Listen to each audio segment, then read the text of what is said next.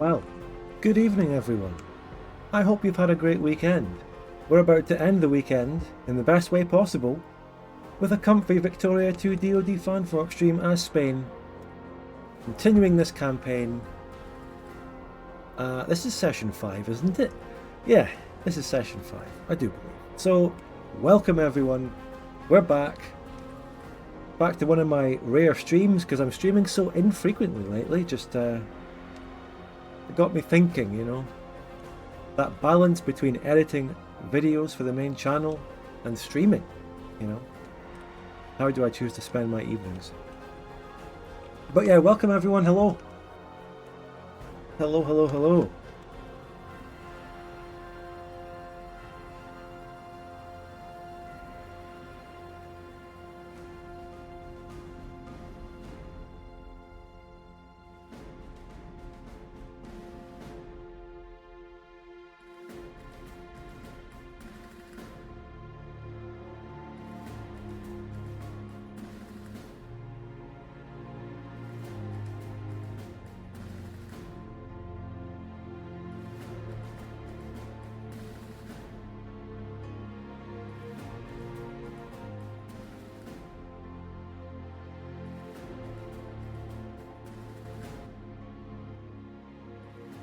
Better get my Baroque live playlist stream ready as the typical background music. Here we go.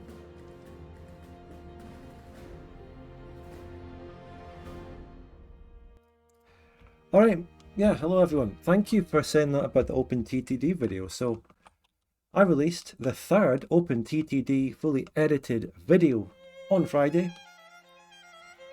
Naturally it gets less views because people are more interested in Victoria 2, but if I can get a decent amount of views on variety content, then who am I to complain? It's nice that I can do that. Doesn't make me any money, but I don't know, there's other things sustaining me, you know. I like to edit that, I really enjoy editing it, it's different, it's unique.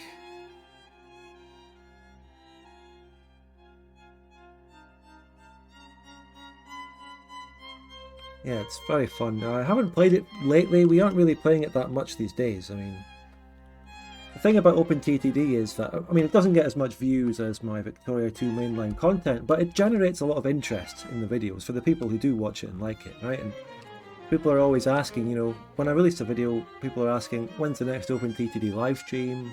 What's next? But for me, I'm not really playing it right now. We aren't doing any of our typical multiplayer games, haven't done so for a while. Just moved on to other things, you know, kind of, I mean, Lethal Company came out, for example, you know, other things, and it's a shame, really, that they generate so much interest, but there's nowhere else for it to go, really. I'm not doing another stream, no plans to do OpenTTD for a while. I have to let people down on that. For me, it was just editing a video on OpenTTD from footage that was taken like months ago.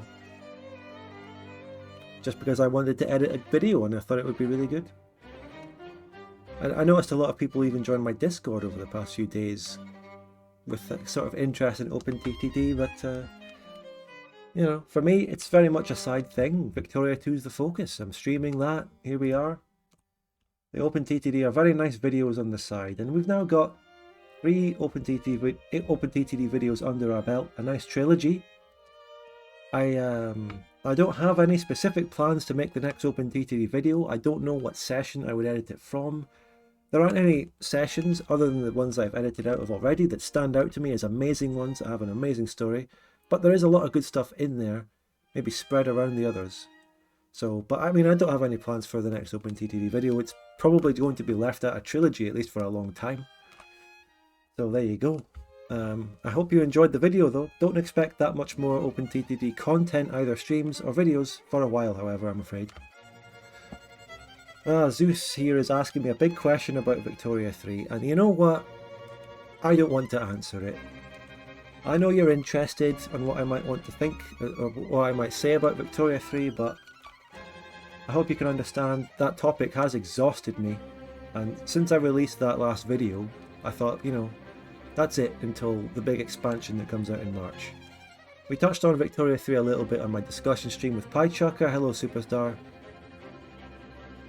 But other than that, really just want to enjoy life without Victoria 3 being on my mind until that damn expansion comes out.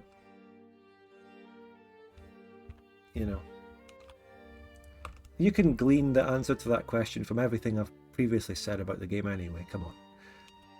Post-apocalypse mod for OpenTTD. Yeah, I think if we do come to OpenTTD again down the line, spicing it up with some very different mod pack or something might be a good idea. I also really enjoyed those specific sort of versus challenges we did. 2 teams. Team Spudgun versus Team Piechucker, with like 3 other people on each team, competing to see who could make the most money and work together. More cooperative gameplay. It was really good, actually, those sessions. So, if we're going to do it again, I think we'd do it something along those lines. That was really fun. Added a bit more challenge and excitement to the games. Because the normal sessions we play were just sort of open-ended. Do what you want, make some money.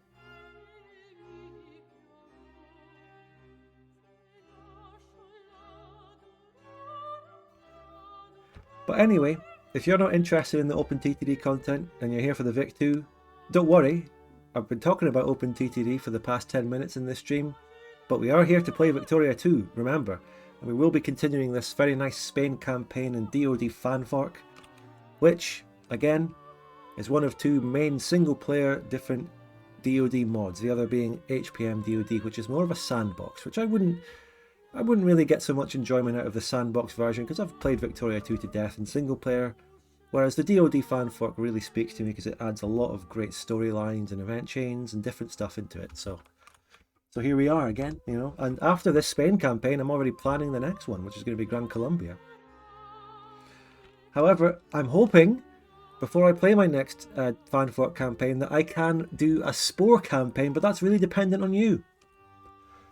That's what I want to do, but if I don't reach that sub goal by the end of this campaign, I guess I'm not going to do it because, you know, I will follow the sub goal.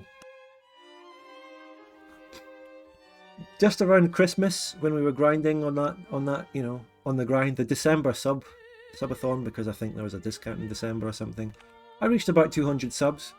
Then I had the Christmas break and whatnot, and it's gone back down to about 113 now, 112.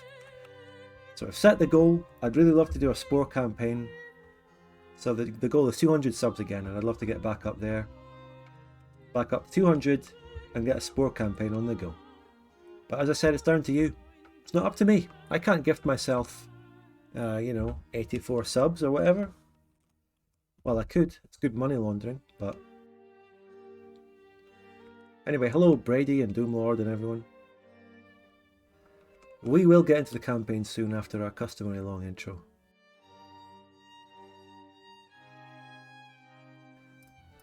And, you know, in due course, maybe in about 5 minutes or so, I'll actually go over the campaign, explain it, talk about what we've done so far, and what our goals are for the rest of it in the next few sessions. Looking forward to it. This has been a really good campaign, right? Solid campaign. Enjoyable build-up of the country, some enjoyable wars, enjoyable event chains, you know, solid, great DoD fanfork content. And off the bat, I've got an idea of the sort of channel point prediction I can do for you. Always adds some spice, you know, some interest.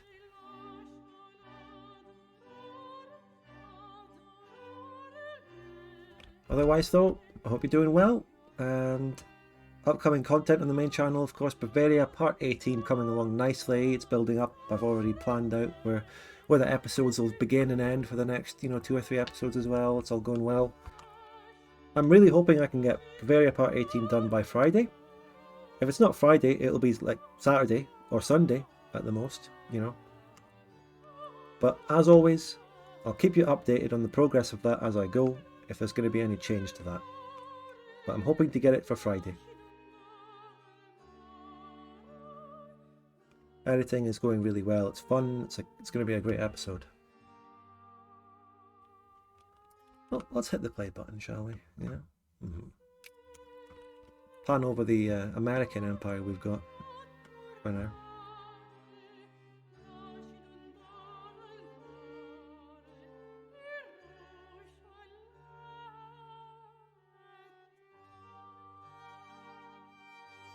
Really just looking at chat, you know, waiting for that inspiration to come, you know,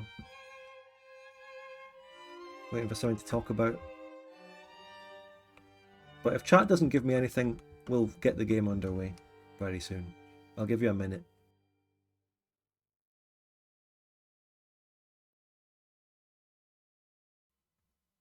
I'll give you a minute to get going.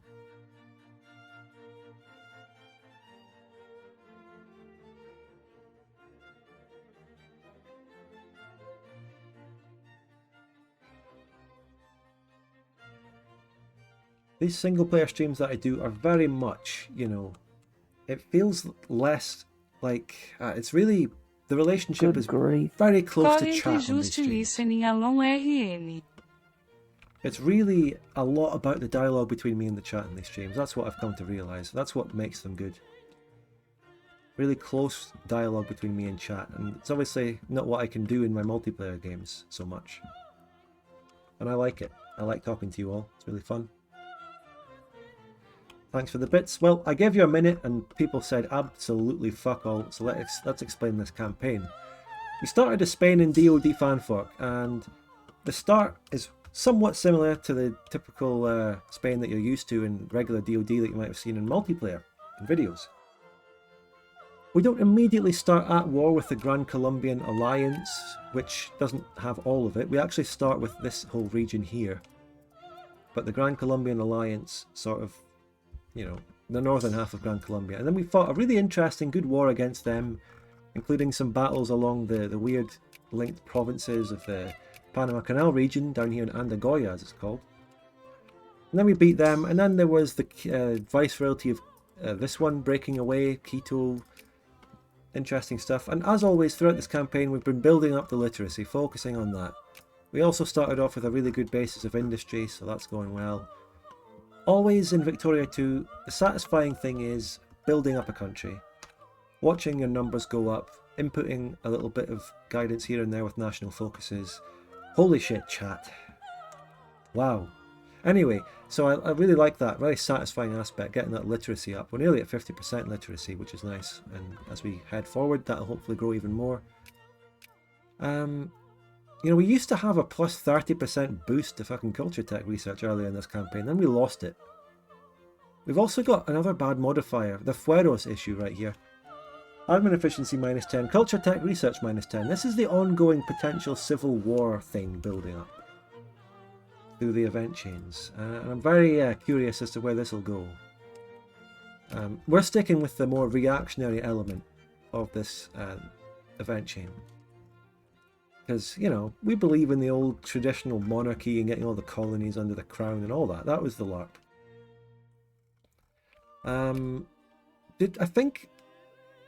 Didn't we get rid of the potential Cuban rebellion? Didn't we kill them? Or is that going to happen? I think we still might have to face a Cuban rebellion. If anyone remembers sort of last session. I think that's coming.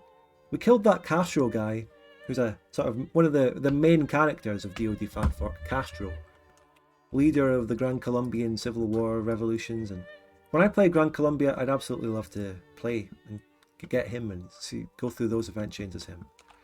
Please kill the Latins. No, they're going to be a very tough foe if we ever come to fighting them. And I have no plans to do it. We also have a decent holding in India. We got some East Indies stuff, Burma. The Republic of Tianjin is my sphereling as well. So, I mean, maybe we can help them to form Zorao, which has been fucking colonized by Europeans. Oh, Scandinavia has New Zealand. Yeah, interesting. We were doing something over here. I've been sphering a lot of these countries to try and inherit them because we get some events like that. We fought a war with Japan. Spain actually starts off with Nagasaki as a sort of treaty, international port, trading port thing in Japan. Japan claimed that back and we fought a war. It turns out the war wasn't to allow me to keep that. We will always lose it, but the war was just about getting war reparations to pay for it, which I'm getting from Japan right now, which is sustaining my economy. But just like an economy sustains you in this game, chat sustains me throughout these single player streams. It's what keeps me going, and it's what allows me to, you know, bounce back ideas and topics to talk about. And without that, there's really just, you know, it's very difficult. I mean, without the chat giving me things to talk about and stuff, I'll just be kind of talking about the game and just sort of going through the motions. But the chat gives it the heart sometimes when they're here. Anyway, I'm looking forward to seeing where this goes. I think a civil war is guaranteed in this session. And my channel point prediction that I like to do going into this, I really hope the Spore campaign goes through. Spore is a cherished game for my childhood. Well, if you want the Spore game to go through, you collectively, you know what you have to do. There's only one way to get it. But likewise, yeah, cherished game from my childhood as well. That's why I want to play it, and I'm looking forward to it. The epic map formable. Ah, we can actually see it now. We can see the decision for the epic map formable. We require a lot of things, and this will, it doesn't say the name of the country, but it's a Hispanian Union, I think. This will unite Spain, as it is, with the American colonies, inherit it all, get it all accepted. That's what I'm hoping for, and that will be massive. And then at that point, when we get strong enough from that, you know, when we form that epic map, then we'll be strong enough to take on proper European great powers and fight a war against the Latin Empire. Which was one of my first, if not the first, DoD fanfort campaigns. Latin Empire. It was good. So the prediction is going to be as follows, Lidoge. Will there be a civil war in Spain by 1875?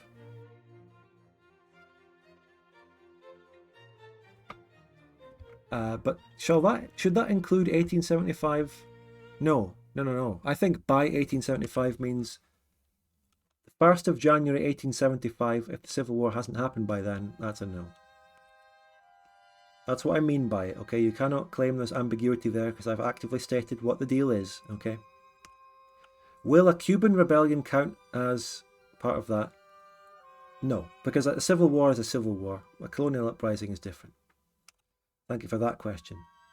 December 31st, 1874. Before, yeah, that wording works better. Thanks, Ladosh. Right, get betting, everyone. Do you think the Civil War is going to happen? Maybe it won't happen. Maybe I avoided it through careful decision making. Who knows? But, you know, we'll see. We'll see. I'm looking forward to getting through these event sheets.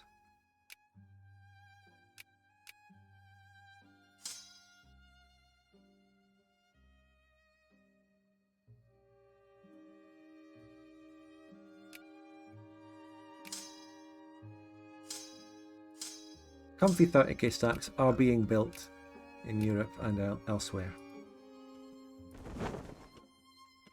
Where are my transports out here in the east anyway? Here. I built up an extra sort of navy to fight Japan in that war. That was a fun little war. It was different. Naval war versus Japan. I remember also saying at the end of that, it would be very nice if the mod makers ever wanted to add anything to Spain to give it more interactions with Japan over that treaty port thing. I think that would be interesting.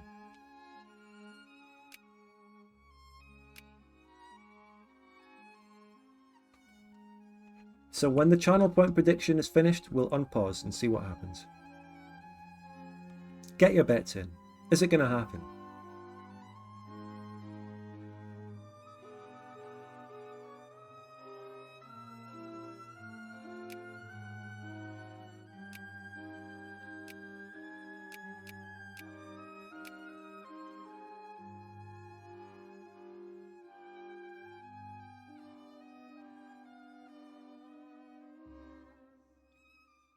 When you get the event, when I get the event will count.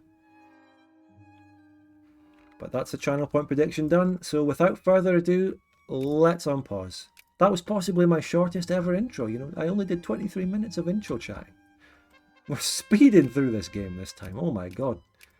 We're right into it here, holy shit.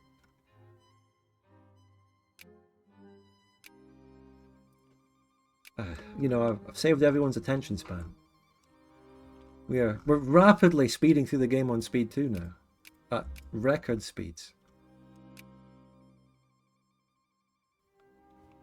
By the way, there's always a cement shortage in DoD fanfolk. Always a cement shortage. Where's my cement factory at? I've got one here. Let's encourage people to go into it. Alright. Hey Spud, just to say, great content. I've not watched in a while, but been binging all the Bavaria series and Archives has been fun. Thanks. Thank you, Subpar Turtle. Thank you so much. I appreciate it. Glad to hear it. I wonder how much people like to binge watch my old stream archives and stuff. Like past series on the Spud Gun Archive channel. I think some people do it, and it's nice. It's really good. It's good that I have real depth to the catalogue, you know.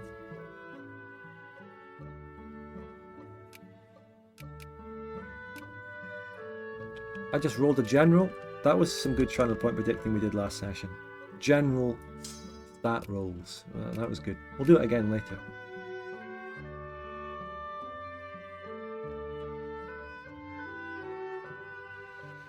It's almost better to binge it. I was referring to stream archive playlist on the VOD channel. And they're long. They're long. But I think it's good that I have the main edited content on the main channel, right? And I like to think that people actively watch that, pay attention, read the subtitles or whatever. Really pay attention to what's going on to get the story. But with my stream archives, when they're up in a playlist in the Spud Gun Archives, I like the idea that people might leave it on in the background because it's longer form content. And I like that I'm able to provide that different kind of content. There's different things in my catalogue for different needs and different people. That's what I like having. So next tech. Are there any specific techs I need to do? For New Granada, right, for New Granada, this was a thing we talked about.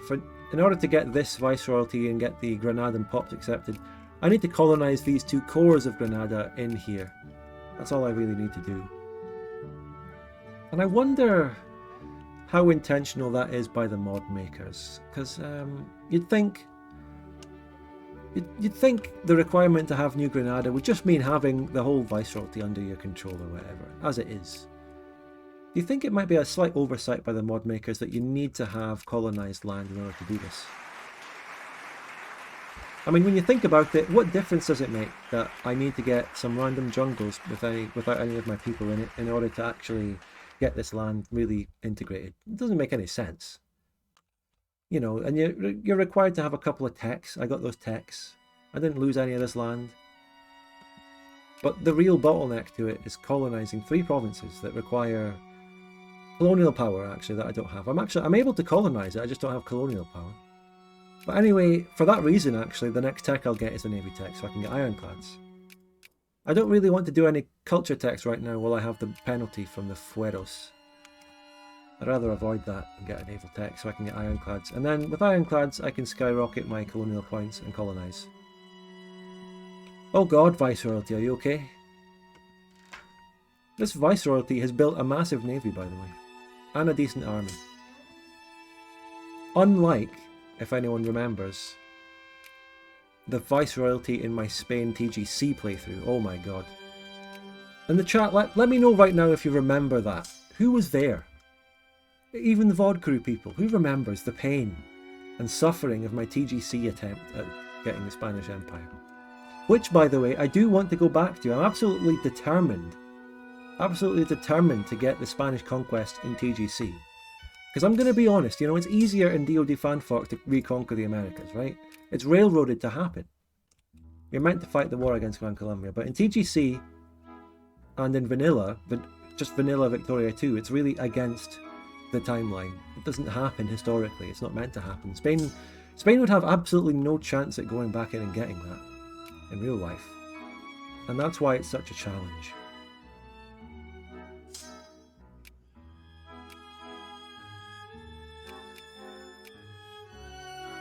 And it's for that reason, it's a challenge. I want to go back and do it. I want to get that done. Does Extremadura have coal? Estremadura, not Extremadura. Estremadura, no, they don't have coal. There's grain and fish. I have some clothes. I can build a wool fabric factory there. So anywhere that does have coal would be a good place to build cement factories. I actually have cement factories already in the 2 regions where I have coal. However, I have a massive coal shortage. So, okay, that's the issue here in the economy, right? Coal. Got a slight coal issue. We have some in the mainland, but not much. That's the issue here. And we barely even got any in the Viceroyalty sphere or in America. So that's a problem. And there's nothing in the east. Well, there's something there, but... So coal is the problem. We lack a bit of coal. Where should we go for coal? Well, colonizing here from Africa would be nice. Perhaps Madagascar, but it's just not much, you know. Where is all the coal? I actually do have this in the sphere. Oh no, I don't. Oh shit! Wait! Oh, wait! Hold on a minute. No one in chat pointed this out. My coal fucking producing African colony broke out of my sphere, and I'm at war with it. Hold on, that was happening. I need to do that. Forgot about it. Holy shit. Just, I looked over the diplomacy bit here as well. It just did not fucking dawn on me that I'm at war. What is going on? Need to do this. Welcome, Mario Creator. Thanks. Glad you can tune in. Hello. Don't know what general I just rolled there. I missed him.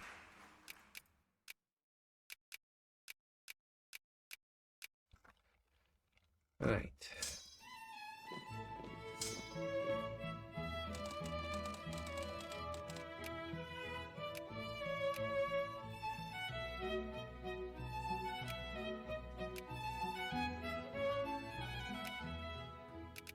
Got railroad for the first time.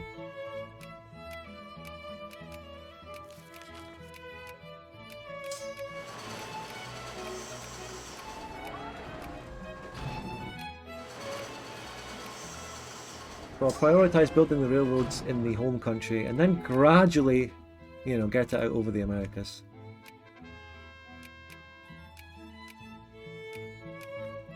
My Viceroyalty doesn't accept investment. I can't build it anymore.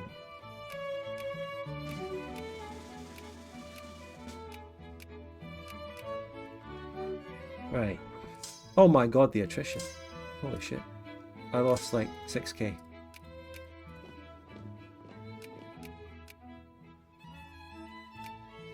You want railroads in Morocco? Do you want it? Well, subscribe for it, right? Subscribe if you want it. Because no one has fucking subscribed yet on the stream. This is my job. I'll have to play ad breaks, you know?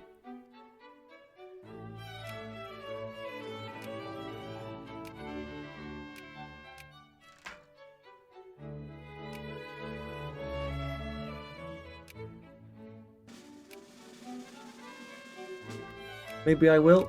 Maybe it's working.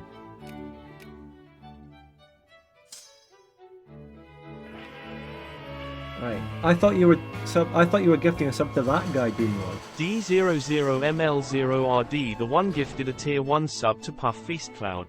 Thank you very much for gifting that one, though, Doomlord, to get the ball rolling. You know, when we come onto these streams, it's all about the first person to sub or gift a sub, right? Everyone's like, I'm kind of shy. I don't know if I will. They're waiting for someone else to do it first, right? But then when they see someone else doing it, they're like, ah, right, it's safe. Also, massive uprising in Scotland going on right now, in game.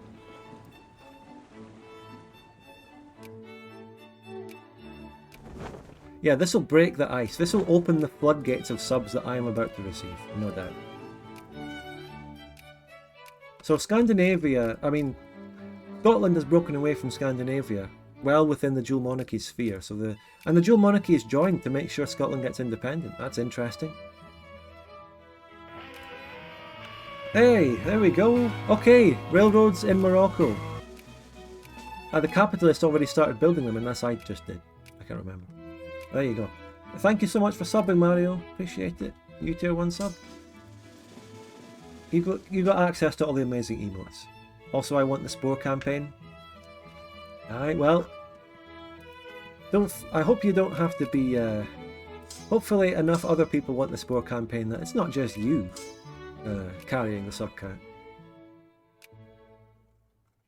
I think enough people want the Spore campaign though. I think it's quite popular. Quite a popular idea. I'm gonna be real, I'm no fan of Spore. Well, you don't have to be a fan of it. First time ever subbing to a streamer? Oh, that's great. I'm so glad that I could be your first time.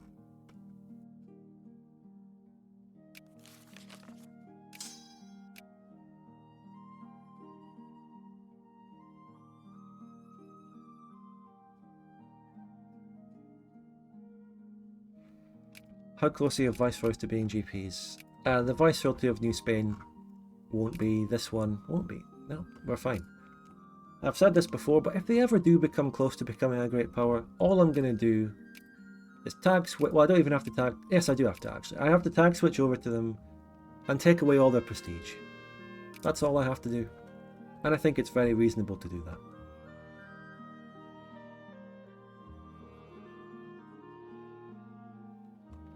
The whole becoming a great power and breaking out of puppet status and sphere status, well, yeah, sphere status. It's a bit of a quirk of Victoria too, you know, that sort of system.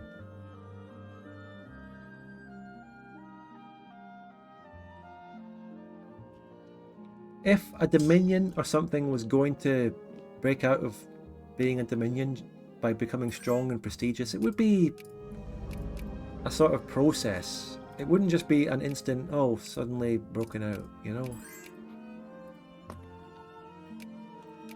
Right, commission a warship. Actually, yes please, I'd like a warship. That would give me an ironclad. The more ironclads I can have, the better.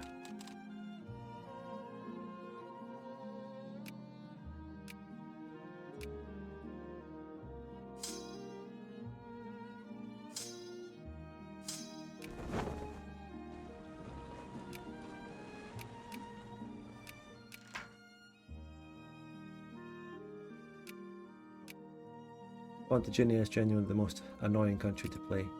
I've seen you posting your playthrough in the Discord. You're playing it in DoD HPM, which is different from this. I played my Plantaginia playthrough in DoD Fanfork last year as one of the interesting campaigns we've done.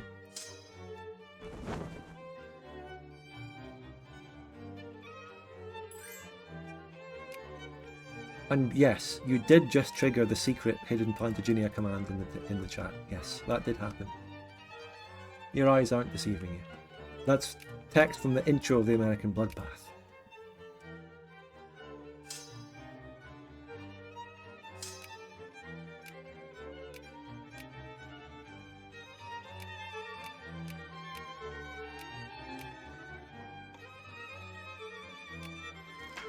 Oh, you know, some of these places have terrible, terrible soldier percentages, like really low.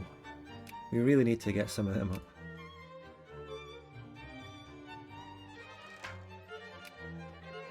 I would recommend playing Fanfork, yeah.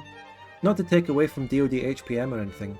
It's just the difference is that that one is just the sandbox, basic normal DoD, nothing crazy. But this is where the massive storylines happen and event chains. Now, what's the next tech? Fanfork for wall socket. DoD Fanfork when DoD enemy wall socket walks in the room. Right, let's get an industrial tech. Steamer shipyard will be really important, yeah. I want to get that. And maybe machine part factories too. Oh my god, Romania allied me just to call me into another stupid Hungarian war. Hungary, which is sphered by the Belgian Confederation, of all things. Which could be my rival in in the area. Also, you know something I want to do? I want to attack Plantaginia and give the land to my Usamarita puppet of the Cowboy King. Hater knife. Need to make that.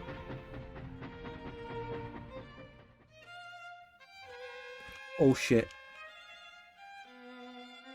Oh shit. This isn't the actual Civil War, I don't think. Yo soy un castellano. Castilla es una nación. Oh, thanks for the translation. I wouldn't have known what that meant. 8 words encompass the radical transformation which has taken place in eastern Spain over the last few decades. Ideas of identity based on language, culture, geography and tradition have finally fused with long-standing economic, political and religious grievances among the Easterners. The concerted effort to identify a unique Castilian language and ethnicity within the historical lands of the Crown of Castile have been the final step of the emergence of a Castilian identity. No longer content to argue merely for certain laws or cultural concepts, these Castilian nationalists are pushing for unprecedented amounts of Castilian autonomy. These are the Catalans of this Spain over here. Basically, right, if you don't know, I mean, Spain and DoD fanfuck united with Portugal, Castile united with Portugal more or less. So you've got Castilian culture over here, yellow. The light blue is Spanish, aka Portuguese, that united with the Spanish and became wider Spanish identity, but we still have Portugalician in little holdouts and a minority within the west of the country. So this is an existential threat to Spain. If it is not addressed, then we will be torn apart and perhaps even disintegrate like the Cordoban Caliphate did in the time of the Reconquista. Oh god. Federalism, not centralism, will save Spain from separation. Will it though? Does that ever really... I don't know. I don't know if I agree. I want unitary government. But I also don't think that the delusions... I want a middle ground between these. I don't want to not care. I want to care about it, but not give them concessions. I want to infiltrate their movements. You know, sort of infiltrate their movements with violent instigators to make them look bad and stuff like that. I want to really get in and destroy them. I don't want to just forget about them.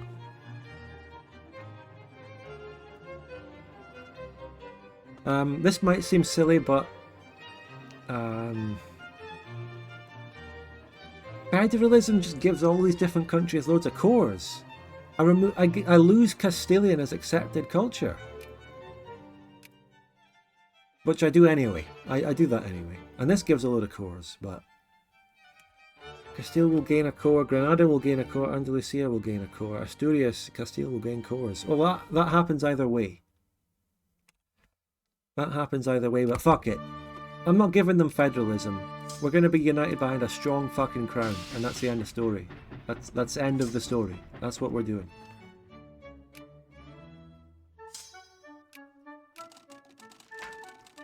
Afuera.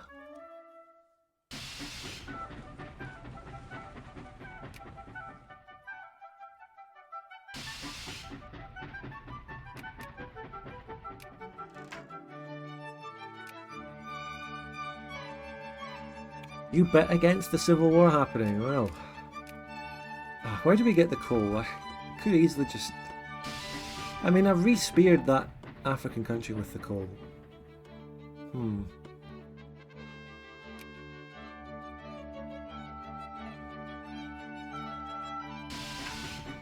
I even have Ching Chu in the spear. Oh god. The Autonomy Bill. Here we go. A measure has recently come before the national legislature which seeks to address the increasing unrest in eastern Spain. Known as the Autonomy Bill, it would expand and empower regional governors across Castile. Proponents of the bill argue that it would allow the Castilians to exercise internal freedom without resorting to more drastic partitions of the nation, and that it would reduce the risk of autocratic measures being imposed unilaterally from Lisbon. Of course, most of western Spain is adamantly opposed to such a measure, with one Portuguese politician describing it as Drawing the diagram of cuts of meat upon the Spanish bull. A few moderates have proposed to amend the bill to expire in a year and require renewal to continue, at which point we could simply allow it to lapse, but even this... Pass the bill as it is, pass the bill with the amendment.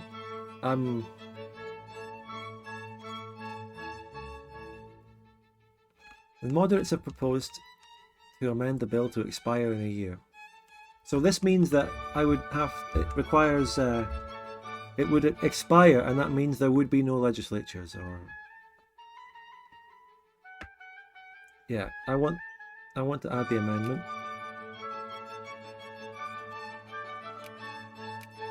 Yeah, I'm thinking we're gearing up for civil war. It's coming. Una guerra civil. Oh god, the Eastern question. Oh, this is different. This is about Crimean War. Well, I will host the Congress then, yeah. Sure.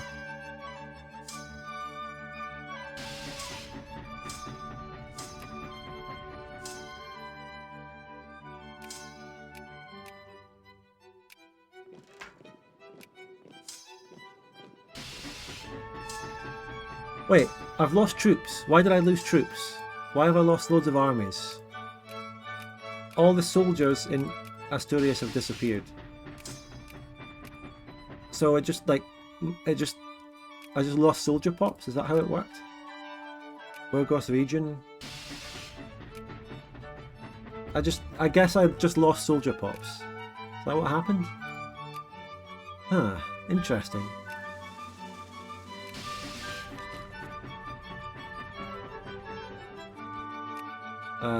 Granada? The new Spanish railway network? Okay. What are we talking about? By the way things are looking, you might have another looming civil war in chat soon. What's wrong? There's nothing wrong with chat. Nothing's happening. No one's subbing though. This spore game might never happen if we only get 2 subs per stream. The development of locomotive technology in Spain, which I just did. I just built railroads. The government has convened a panel of engineers and scientists to determine the optimal layout of the new Spanish rail system. The most pressing issue is which region to prioritise. While the entire nation will hopefully be joined together by rail at some point in the future, our resources are limited. No, they're not. I've got 4.53 million in the bank. And so we should consider which part of the nation would benefit the most. Okay. Most liberals feel that Lisbon and the western coast is the natural first step. No, we have to go with the inland regions, the capital city. Trains shall pull the east into modernity. Yeah, that's what I think.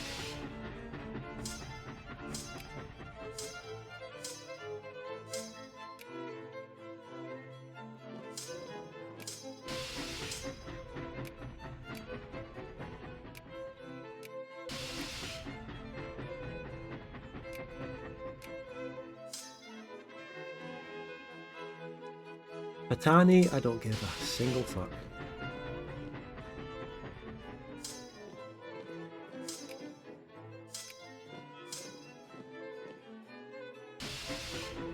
Oh, that's right.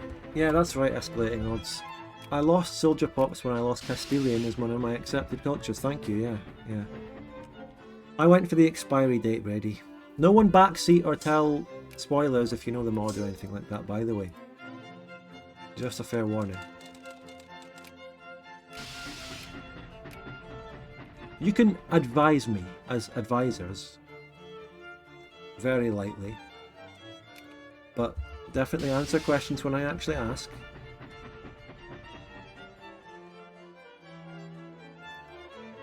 Will this happen by 1875 though? That's the question. Will it?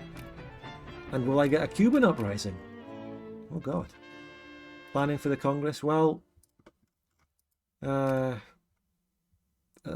don't know. Let's check. Let's stability in the Balkans. Get rid of the Turkey. Get rid of the Ottomans.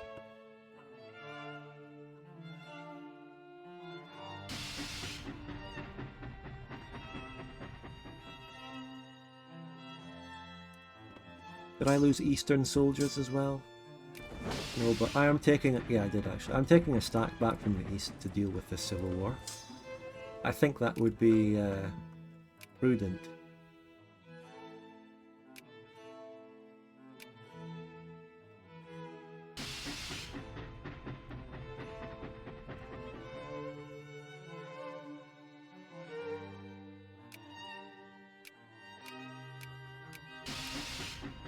Latin Empire trying to take Bengal from my spear, and it is his puppet. And also the massive war between the dual monarchy and Scandinavia is raging.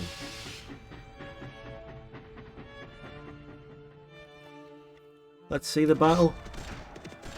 Scotland and the dual monarchy are attacking Scandinavia in the mountains who have landed. This is a multiplayer play. This is a multiplayer strategy from Scandinavia, defending a mountain invasion. I'm not allying Romania again, not making that mistake. They'll just call me into some dumbass war. This is a very multiplayer looking battle right here.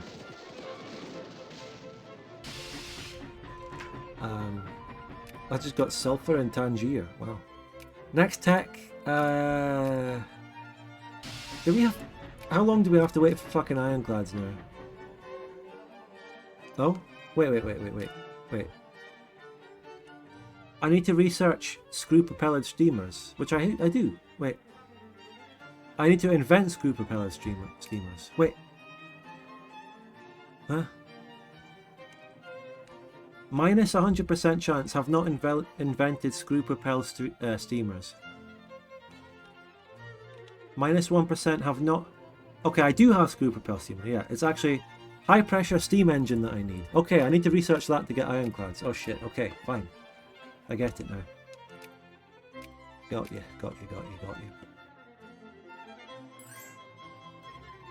Yes, Scottish Republic, you can have mill access. More iron in Burgos? What's in Burgos right now? Fruit. I swear to God, if that is a fucking canned food state, I've just lost one of the components that goes into the canned food. Actually, no, it's not. It doesn't give it a bonus. That's fine. That's fine. See if I...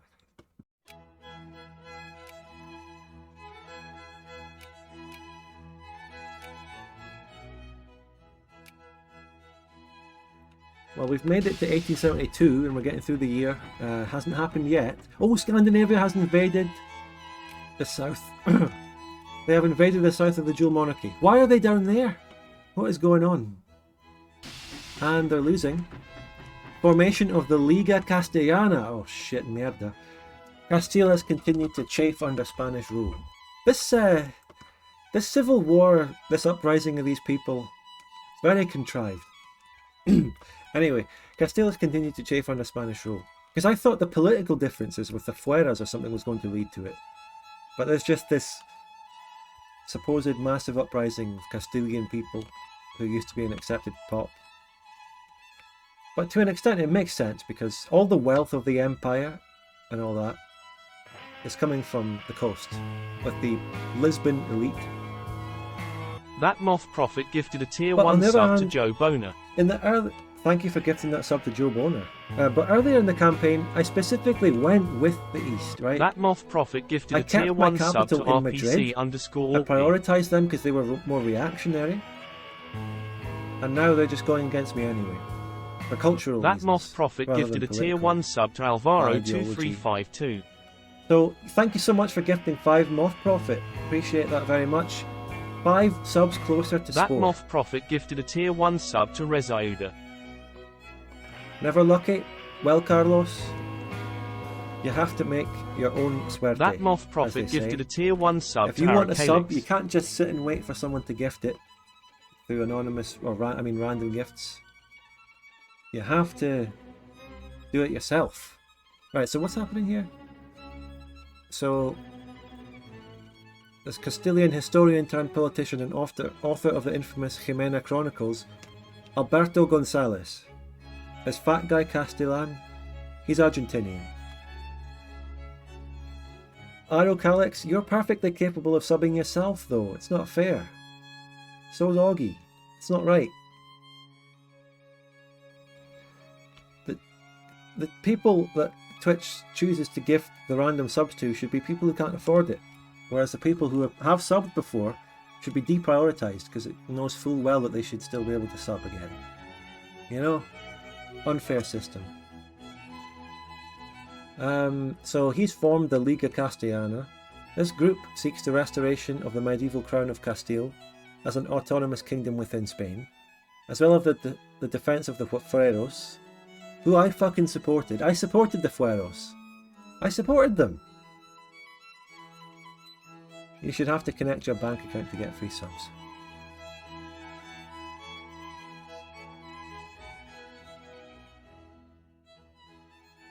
So, what do they want? La Liga, as in like football league, has avoided... Oh, here we are with the football topic. We found a way to get the football topic back in. The La Liga has been formed and they're playing football in the east. But the Western Portuguese middle-class snobs hate the football. They don't like the footy.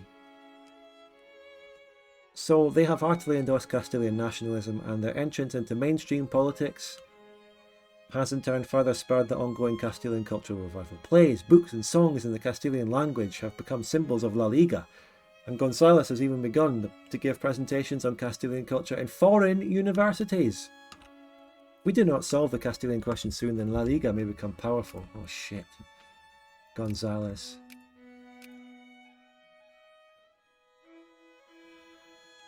What are we going to do about that bloke? What are we going to do about him? Right, I'm building a steamer shipyard though. That's what I want to do. And we're building it here. And here. Build 2. 2 is a nice solid number of steamer shipyards to get. Oh god. They're rallying in Madrid, which is my capital, the place that I prioritised, that I built up myself and chose instead of Lisbon. And they still hate me. The Autonomy Bill, even after its passage, has inflamed Castilian nationalists across Spain. Unsatisfied with the measure, and that's why you never give them anything, because they just want more and more. If you give them a hard no at the start, that's it. They don't want more and more. But if you let them have a little bit of autonomy, if you let them have this and that, they demand more. If you give them a finger, they take your whole arm. That's how it works. So unsatisfied, of course they are. They're never satisfied. They'll never be satisfied. They've converged on Madrid to demonstrate the strength and popularity of their movement and put pressure on the government.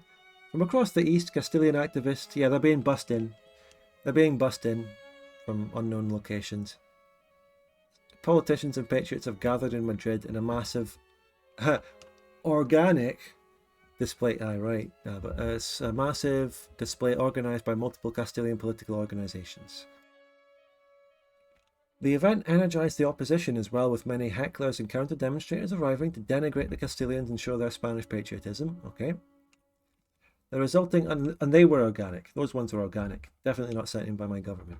The resulting unrest and sensational news coverage has further invigorated. It feels like it feels modern, right? It doesn't feel like we're in 1872 here. News coverage. News wasn't so much a thing in the 19th century. The concept of news as we know it today, like news coverage, it's further invigorated the Castilian cause, and many Unitarians are now calling for a nationwide crackdown. Yeah. Let's curtail it. Yes. What we need are events of rally Spanish unity. Yeah, we're curtailing it. Curtail it. Aragonese subversives. Yeah, they're coming across the border. These so-called organic Castilian nationalists, they're coming across the border.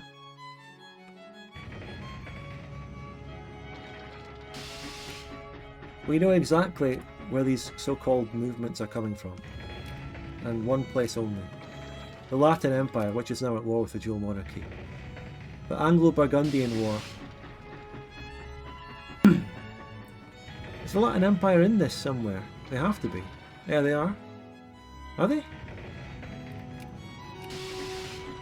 The Latin Empire is in there somewhere. There it is. So this is enforce a treaty war. I mean, if the Latin Empire... The dual monarchy doesn't even have any troops at home. Because they've deployed everything up to fight the Scottish Uprising, which they don't even really have anything at anyway. Not much. I've got a casus belli to take a dual monarchy colony, but now would not be a good time because we may have a civil war. And that's the thing about DoD fanfork, isn't it? You never know if you have time to do something, because you might, who knows, you might have a civil war.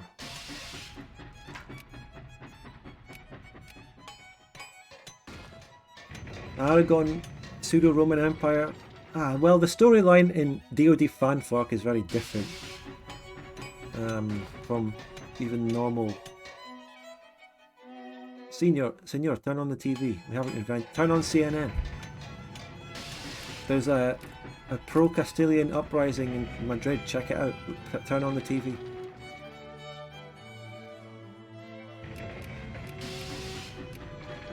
Well, trying to encourage soldiers in Castilla and León might be a bit of a non-starter. Let's try and get them an Extremadura with 1.24%.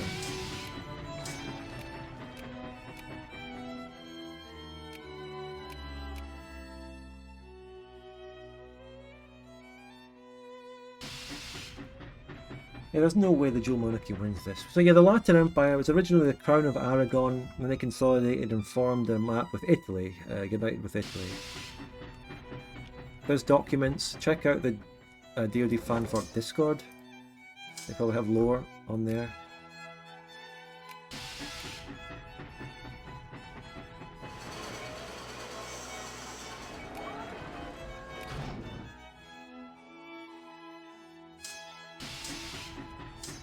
I lost one of my my troops in the Americas. I'm losing them. I have to consolidate these stacks.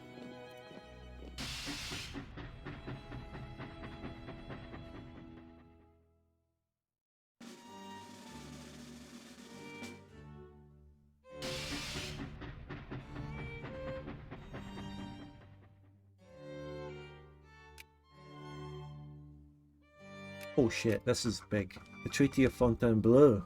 So we've got a Grand Duchy of Toulouse, which is a satellite of Burgundy. Is it worth researching industry when there's decisions to catch up? Okay, that's a very good point. If I were to look at government decisions... Well, there's a couple of things I can do. Do I have the industrial upgrade decision? 1875. That would give me, this one would give me high pressure steam engine, interchangeable parts and mechanized mining. Yeah, Okay, that's a very good point, Hunt. A very good point, actually. That's actually very clever to raise that, because I have just researched a couple of these. So, for me, maybe getting interchangeable parts was a bit of a waste. But I need high-pressured steam engine to get ironclads and in order to get more stuff. So I quite urgently need to get this tech in order to colonize and build up stuff that I need to advance the country. So I'd like to not wait until 1875 for that, but otherwise, yeah, I should have thought of that. To wait and then get the decision. Don't dissolve the upper house. Wait. I can get regional police. Is that better than what I have? Yes, it's better than no police. I should get regional police. Yeah. What happened to Southern DM? Well, I just got a treaty by Burgundy and the Latin Empire to release a Grand Duchy. Now the DM can focus on the Scottish War. Scandinavia has naval dominance. Wait, Scandinavia's at war with Burgundy now. Oh my god, what a plot twist. What is going on? The Westphalian Diktat. Annex the Kingdom of Westphalia. Okay. Wow. So that's the steam engine. That means I've now got a chance of getting ironclads. Surely. Surely. Yes, I have a 7% chance of them. Good. Now, the next tech is going to be... Right. Oh, we really need culture tech. Despite the terrible culture tech minus 10%, I need to get them. Really need to get them. Very important to catch up on those.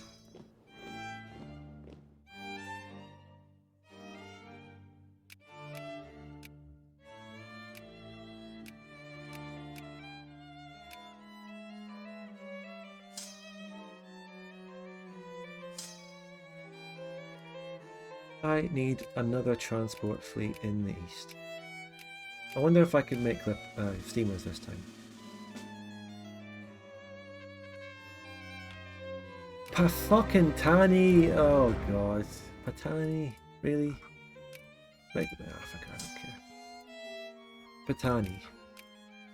And I have Fog of War. Thanks for linking the Discord. Yeah, get in the Discord. Join, yeah. I don't have the transports. Just as well I was starting to build transports. I don't have them yet to do this. I need them.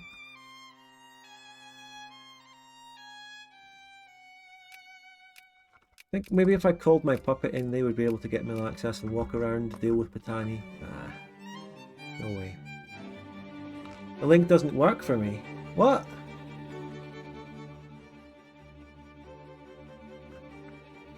Why would that be the case? And is there anyone else who's not on the Discord that can check if that works? If I click on it, what happens?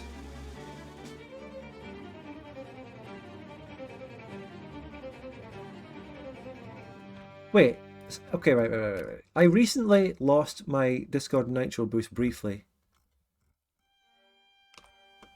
So if I lose the Nitro boost and I lose that custom link, I think I need to fucking reset it, don't I? God, that's annoying. Fucking hell. I'll do that right now. Yeah, it's invalid.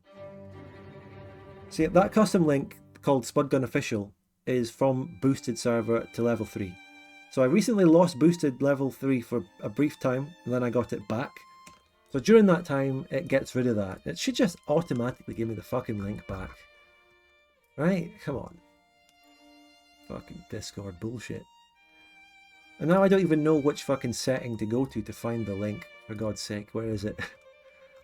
It's not in overview. Fucking custom invite link.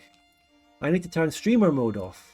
Put the custom invite link back, even though Discord's not showing. Right,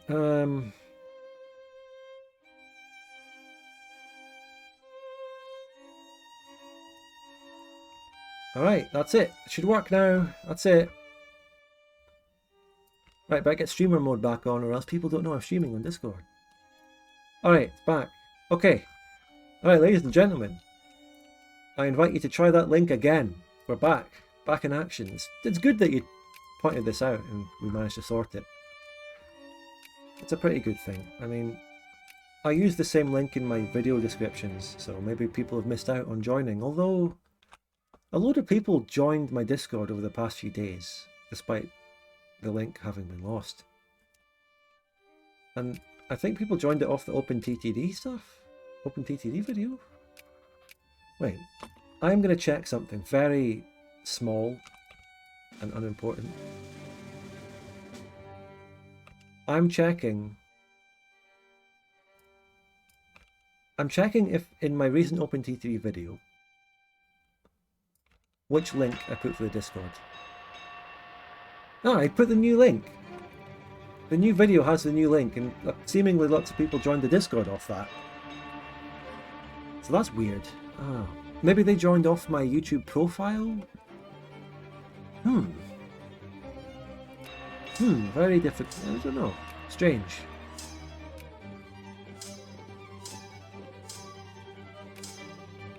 Fuck it. None of my stacks need infantry. I have to delete it. Or balloon artillery. We've got to be comfy 30k stacks.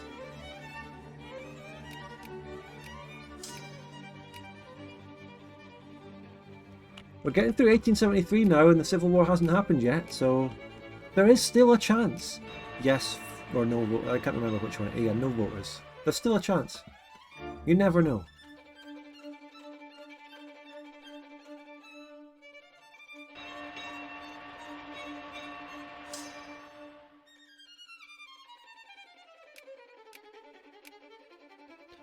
Holy shit. No, that was my admiral. I thought I saw a forward defense general, but it's my admiral.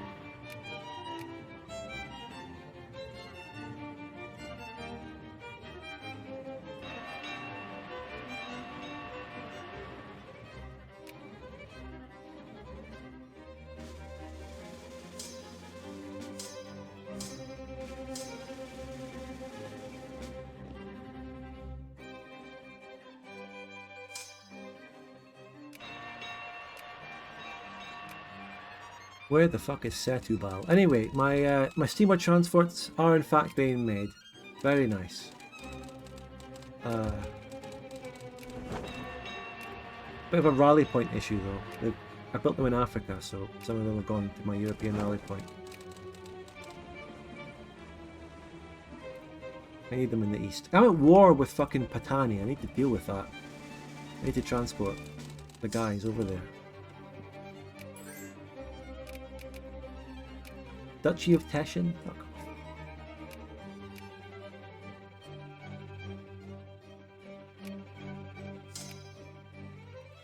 Quick question. How many modern OSHA violations are your canneries violating? Wait, what's this? Intervention in Bengal? Yes! I don't know. I can't answer. Yes. Bring Bengal out of that fucking Latin Empire puppethood. I want Bengal for myself. We did it! Hey, we fucking did it! We got them out of the puppet. That's how it's done. That's gaming. That is gaming. Oh no! Oh shit! Oh no! The Latin Empire did go to war with me over this. And I don't have a navy. Okay. Alright. Here we go. Come on. Pull yourself together. This isn't as bad as it looks, right? Because we're not going to face the whole Aragonese army. Because they don't have much stuff. We have to deal with this stack. And we can bait that into mountains, right? A really good general. Right, 3 defense. Hopefully, the Civil War doesn't pop while I'm doing this, am I right, Clueless?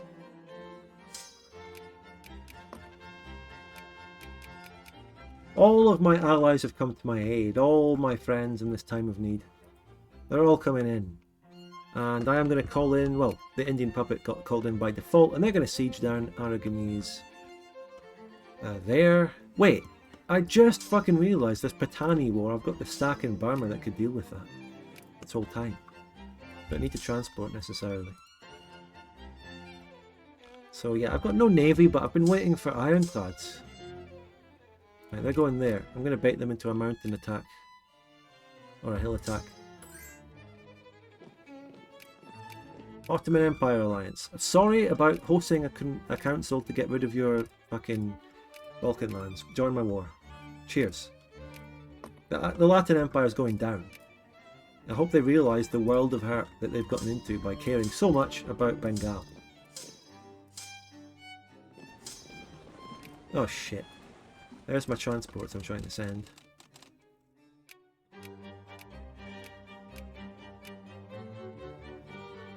We'll deal with this. Do I take land out of this if I win, depending on how much I win by? I can take down the fucking clipper transports with steamer transports, right? That's the level of naval battle we're getting here. Hola el Visigot.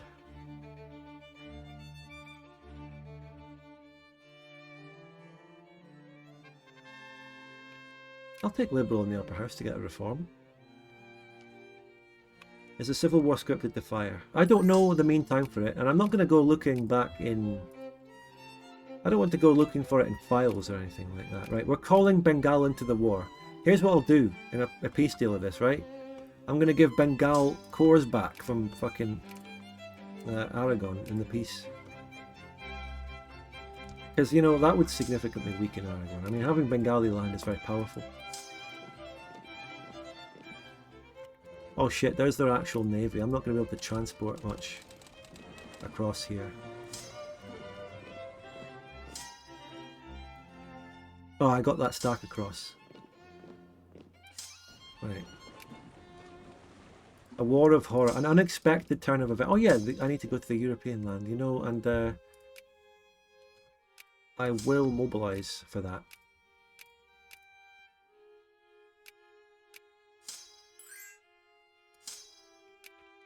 Oh, fuck off, Turkey calling me in against a stupid Macedonian war. Bullshit. I'm not joining. Ottoman update, they got decked on by Macedonia, yeah. Right. Hoping that the Aragonese will attack me. Egypt. Egypt joined, and they got a big navy.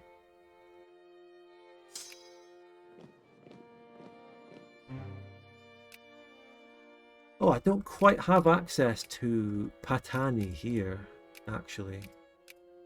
I was actually originally right. Although Burgundy will give mill access, so I can get to them.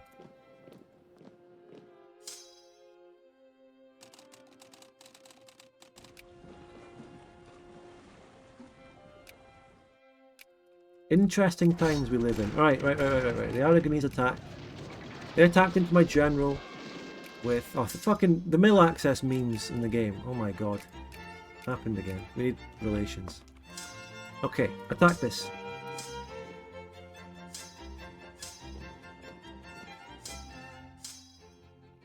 That's the Latin Empire mobilization really coming into effect there.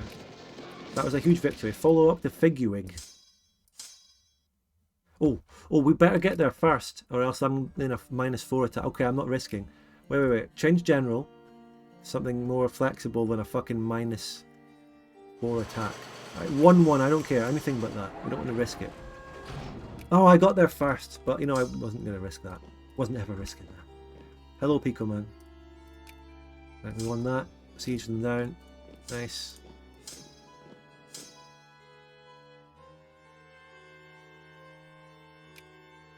Oh god, another stack out of nowhere. Oh shit. Wipe them. Wipe him.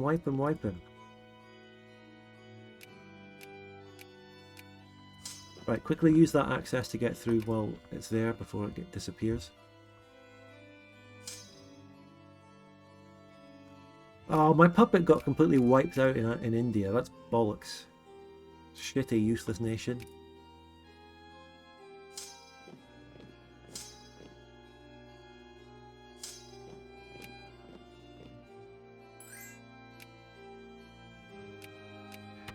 Belgian Confederation, will you help me in my time of need? No, they will not join against Patani, but they'll join the other one. Ah, but they won't. They'll just use one call to arms for both.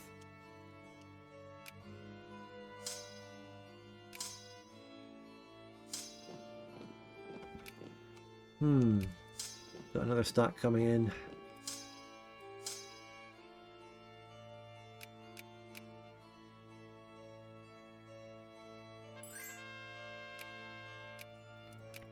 Romania, my old ally, will you come to me in my time of need? No.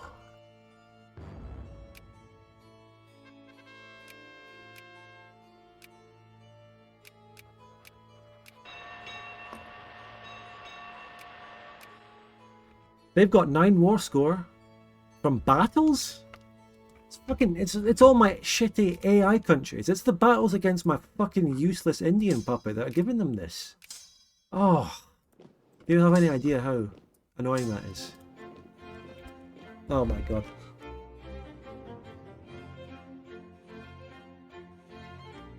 I didn't have any choice whether or not to call them in. Although, to be fair, at the time I was really enthusiastic about them and I would have called them in if I had the choice. But still.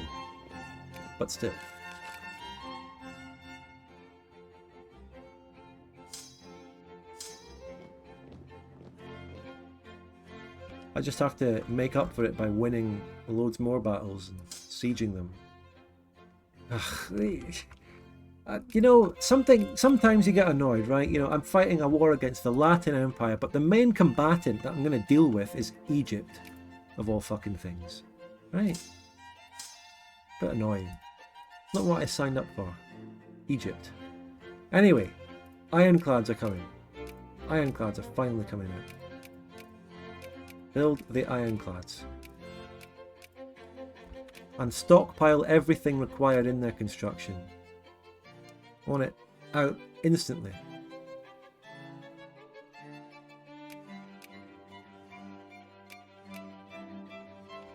I want steamer convoys. I want it all. I'm already stockpiling them. More. I've got the money. And I want fucking artillery.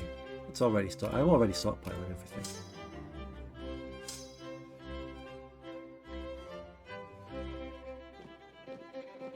They're attacking? No, they're not attacking Fez. Will they keep following through if I move there? No.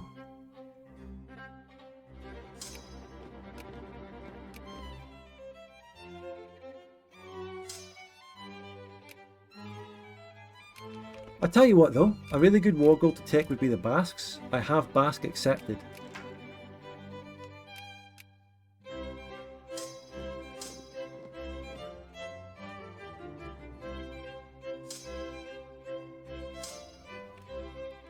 Right.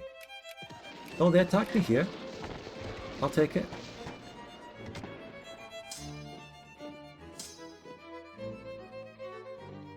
Does Egypt have good mill tech? They are a civilized nation now. They have 7. I mean, I think I have about the same mill tech as them.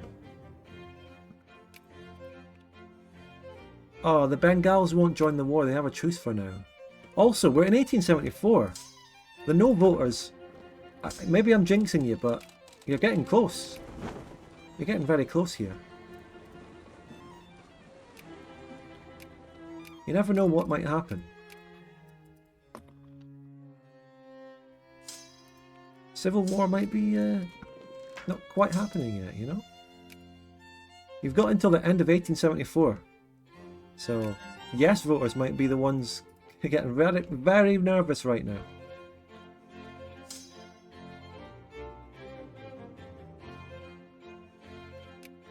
We won the Battle of Figuig. The Battle of Figuig.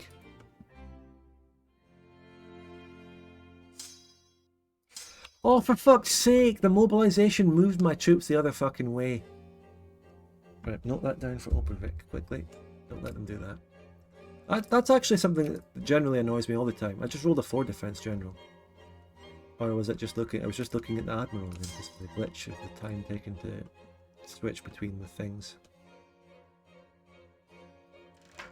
How many brigades did I lose? Not many. Well, actually, it was a decent chunk.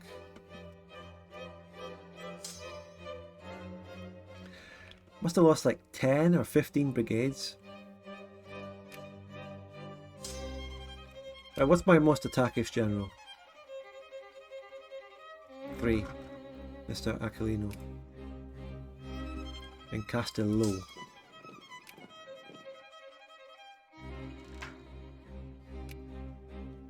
I'm going to grab that general and we're going to hit the Egyptians in the plains.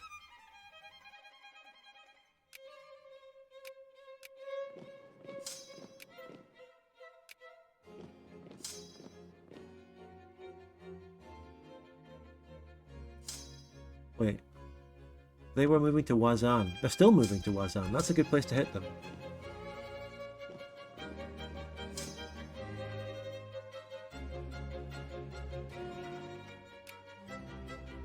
Burgundy is also at war with the Latin Empire. This is new? Is it new? Or is this already going on? What's this? What was this?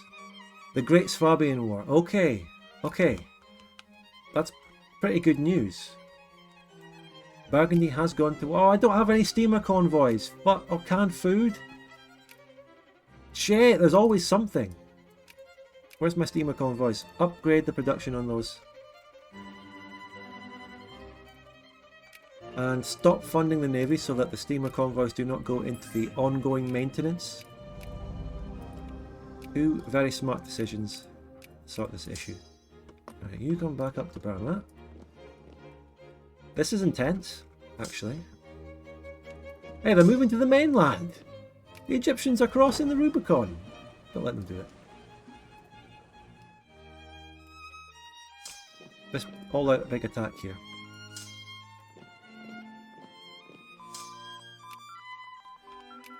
Tech. What's next? We need to keep going with culture techs despite the downgrade. I must have big war exhaustion. Yeah, I don't know. I haven't had much siege down in my land. So not really. A couple of blockades. Isn't that a mountain? Yes, apparently it is. You know, how do you know it's a mountain? It's not from looking at it. Some of the terrain in this mod... It's my birthday cake.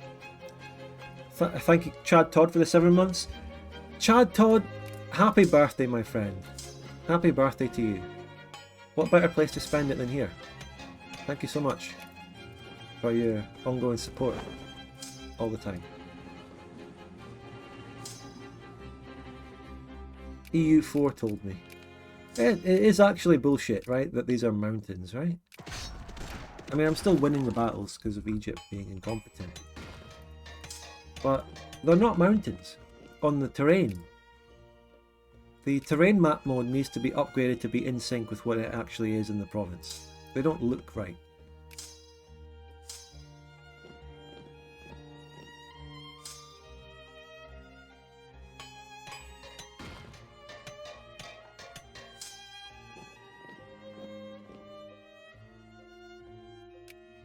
Are we constructing any ironclads? Oh, for fuck's sake. Is this another mountain? It's a hilly grassland, which isn't so bad. But of course, it's the terrain that isn't so bad anyway that I'm losing in. Of course.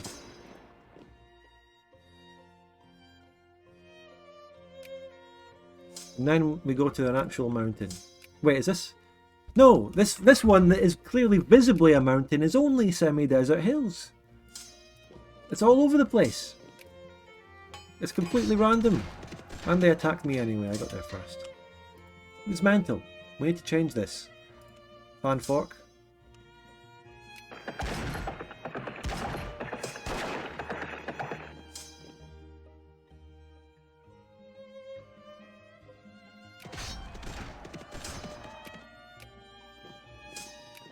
Where are they retreating to? Wait, hold on. Egypt is retreating behind my lines to Agadir. Ajdir.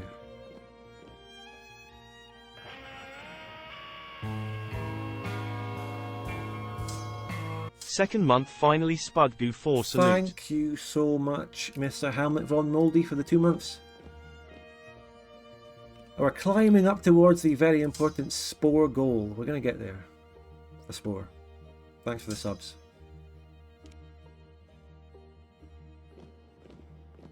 Alright, we're isolating and killing a little small Latin stack.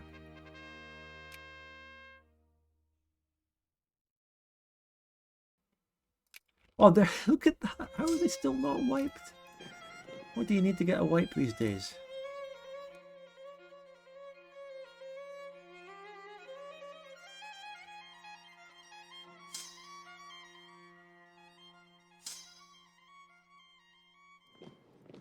I mean, we can come and assist the Burgundians fighting this here.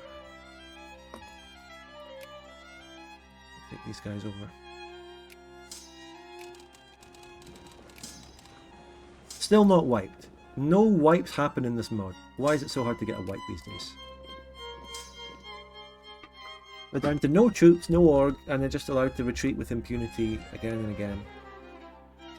The Mianjin Empire, the Republic of Mianjin, is here with their big navy. Let's go, boys! Yes, can we get some fucking gigachads in the chat for the Republic of Mianjin, which is close to that country I played in Zorao. The Christians are coming to... I don't know, I mean, actually we are fighting against Rome. We are fighting against the Pope here. I was about to say we called a crusade, but no, not really. We're fighting against that. I don't know what's going on.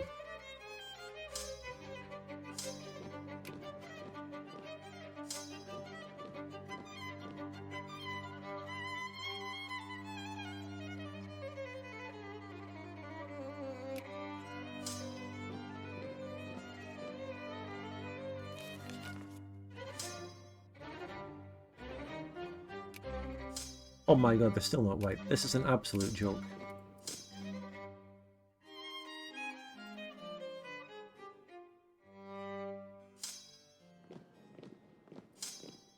Oh shit, get in that battle, that'd be really good. Defensive. What's the war score at now? Okay, it's minus 13 against them, so I can add something now. I'm gonna add Vasconia Navarre. I'm not interested in huge map painting or anything crazy. I'm playing a little smart here and just going after my accepted pops, the Basques. So acquire state mid. Latin Vasconia Navarre for 19 war score. Ticker. And that is nice, it makes a lot of sense. Who's the war leader? Me? Good. If any of my allies want to add something, go ahead. The Ottomans is on my side. They're not really moving into Egypt though. They're already willing to peace out for that.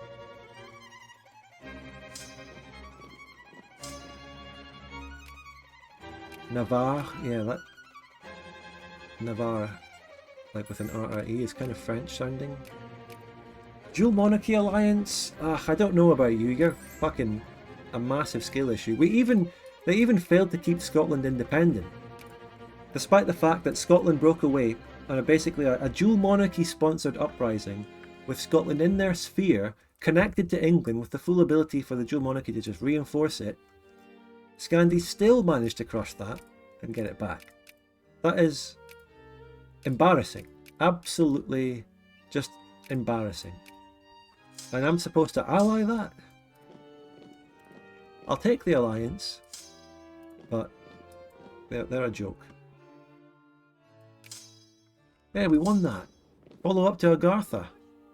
Will I get there first? It's going to be another same day thing, but I think whenever it's up to us arriving on the same day, I always get there first, because it's like based on positions of tags, alphabetical order or something.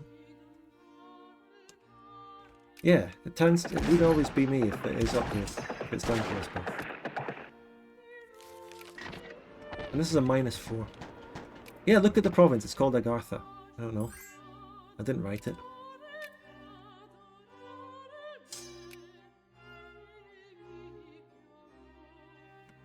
Right, I can go and liberate my skill issue Indian puppet now.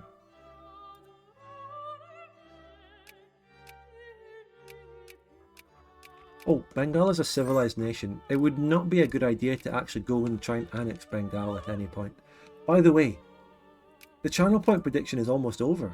We're about to end 1874, and I said clearly that it was at the end of 1874. That's actually a big surprise. Yeah, read the room, Jokitron. Yeah, we're on the other side here.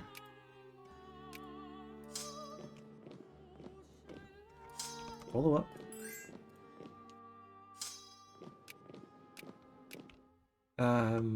The truce with Bengal ends in fucking January 1875. I can wait and call in Bengal, get them to come in.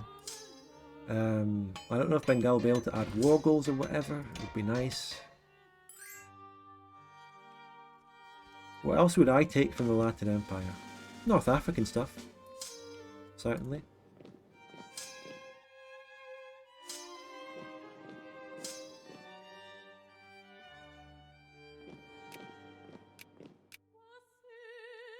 Rather than annexing North African land directly, we can liberate the country known as Africa. How much war score would that be? 50 war score? It's a bit much. I can take it directly. We could also annex Indian stuff directly. Yeah.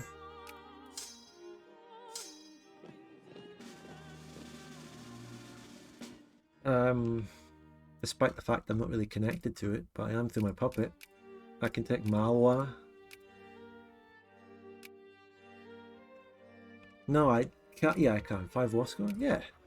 Just a bit of map painting in India. No one allied to me is adding anything, and I don't want to go through the bother of trying to get fucking Bengal to add war goals, so I'm not going to bother with that. Maybe later it'll happen when they're in a war from the start. Right, 1875, that is the industrial upgrade. We can also get a tech tree military industrial complex, but I don't really want that. Don't really want that. I'd rather have culture. So industrial upgrade, so we just got 1 tech. We got the last one here, we got mechanized mining, which is nice because I do want to upgrade my coal. Right, so we have a question. Do you think annexing new territory, especially due to all the infamy penalties, makes it so expansion is stupid slow in Vic 2? Yes. Infamy is not the main reason for it in the Bavaria series, though. The Bavaria series is a very weird situation, where the war score goal, the war score costs of taking regions is what is causing me to be slow through stuff in that series, and only being taken one thing at the same time. It's also due to the alliances being large, meaning that war score has to be shared. And I've been very fair. Yeah, the prediction. I've been very fair in making sure that I spread war score out and I let my allies have stuff. And we're piecing out with this silly Aragon thing. And that is very nice acquisition up there. Very cheeky.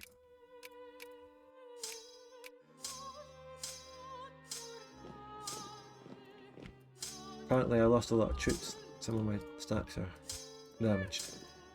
That was good. A good little operation, that. A neat victory. The ironclads are taking a long time to come through. We are struggling. Wait, yeah, that's the... I've got a downside of the paternal government. I'm not allowed to... Why does your industry stuck? Bad question. It's...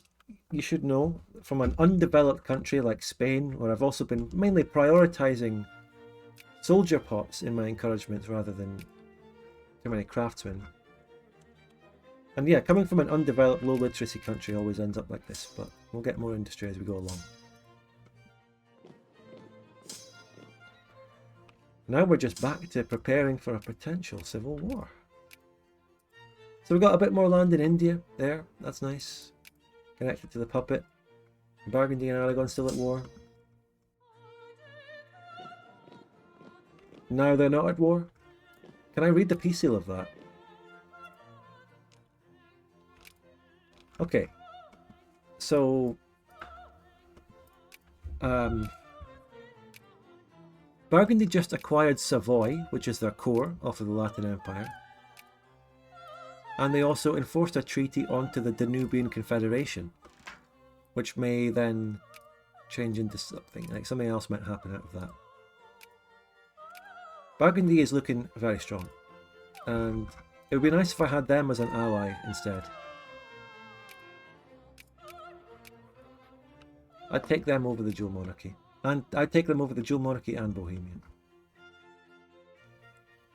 Yeah, Pico man. It's the war score, the war goal that I have in the Bavaria series is not acquire core, it is a unification CB, which doesn't cost infamy, but it costs the same amount of war score as acquire state would be. That's been the issue. Right, we got a lot of unemployment in Vasconia and Navarre now, and we don't really have much we can do about that. I can build shit myself manually. It is an iron state, so another steamer shipyard there and a steel factory.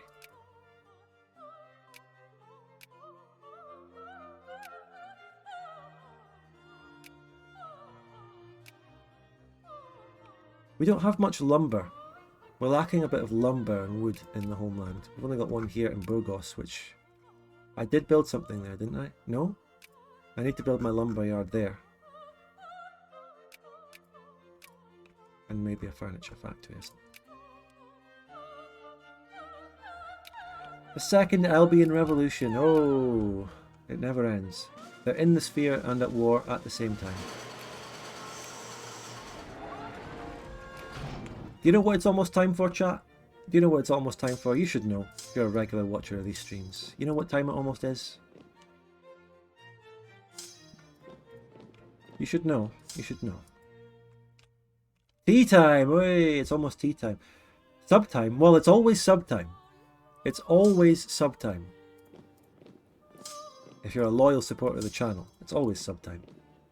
The prediction. Well, yeah, that's mods, you know? La Doge. La Doge. Où es-tu? Ah, there is shit going on in Germany. That's it. Hey!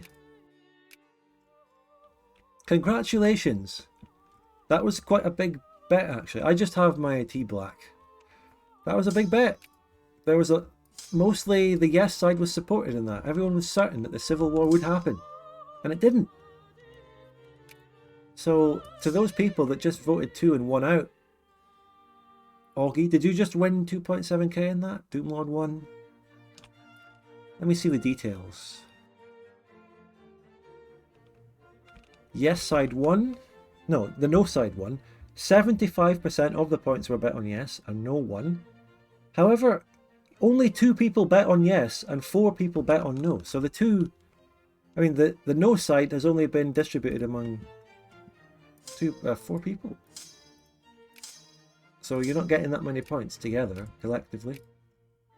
I mean, because it's split, right? Interesting that so many people voted against it, but you weren't willing to put too many points into it. So the 2 people that did vote for yes were very certain of their bet. Interesting. Tells you a lot. It tells you a lot. And I'm deleting this shitty wooden navy.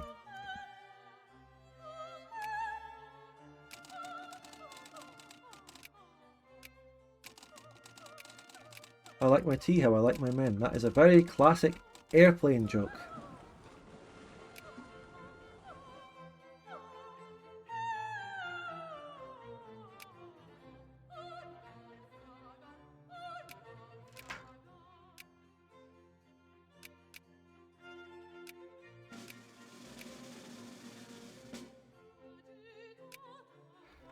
We're building our first ironclad. We're trying to get steamers. For the record, I talked about this in the last session, but the paternal party, which we've been using throughout loads of the campaigns in DoD fanfic, was nerfed. Because it was basically, by the time you got to the 1870s or something, it was really the optimal party. You can build factories, it's jingoist, it's got good social policies, I think. Can't remember, probably not. But it was really good, and they nerfed it so that you can build factories with it, but you can't upgrade factories, and you can't prioritize factories, and you can't close factories. Which is actually a very unique situation that I've never seen in any other party, in any other mod. It's actually very unique.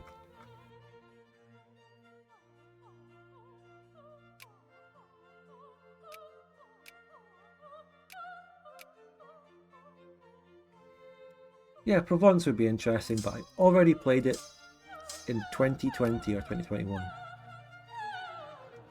In vanilla sort of DoD. I played it using a multiplayer version of DoD, but in single player. That's how ignorant I was about the single player modding scene at the time, as you can see. I was using multiplayer mods to play my single player challenges, which was fine. It was good content, but I didn't really do much thinking about the single player mods out there. Now that I have uncovered this DoD fanfork, I mean, I don't know how developed DoD fanfork was a couple of years ago. I mean, this mod really is very recent in the grand scheme of things, actually, and the amount of content it has. I think it's mainly come up over the past couple of years.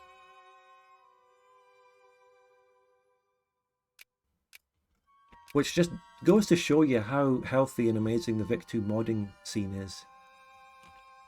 Even in this day and age, like what, 14 years after the game originally came out, new heights of modding are still ongoing, and there's probably still even greater things to come, and not even to mention OpenVic, which will revolutionize it when that comes out, which is something to look forward to. Not that other bullshit project, but OpenVic, the real one, the real deal.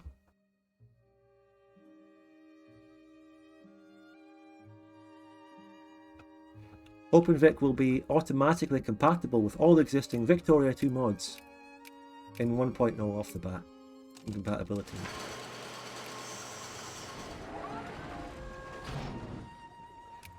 Can't believe it, I'm still getting new RGOs popping up all the time. New iron is still being discovered. Could do with a bit more coal though.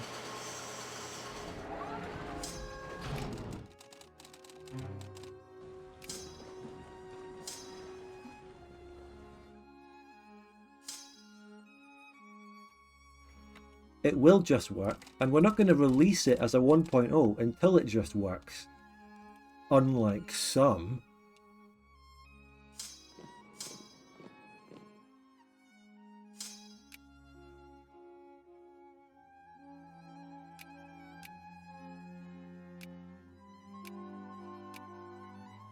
Wasn't there a big football game on in the Premier League?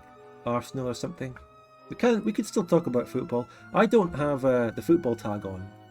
It doesn't mean we can still, can't just talk about football whenever we feel like it. Alright, we've got 2 people competing with me for the sphere over fucking Bengal.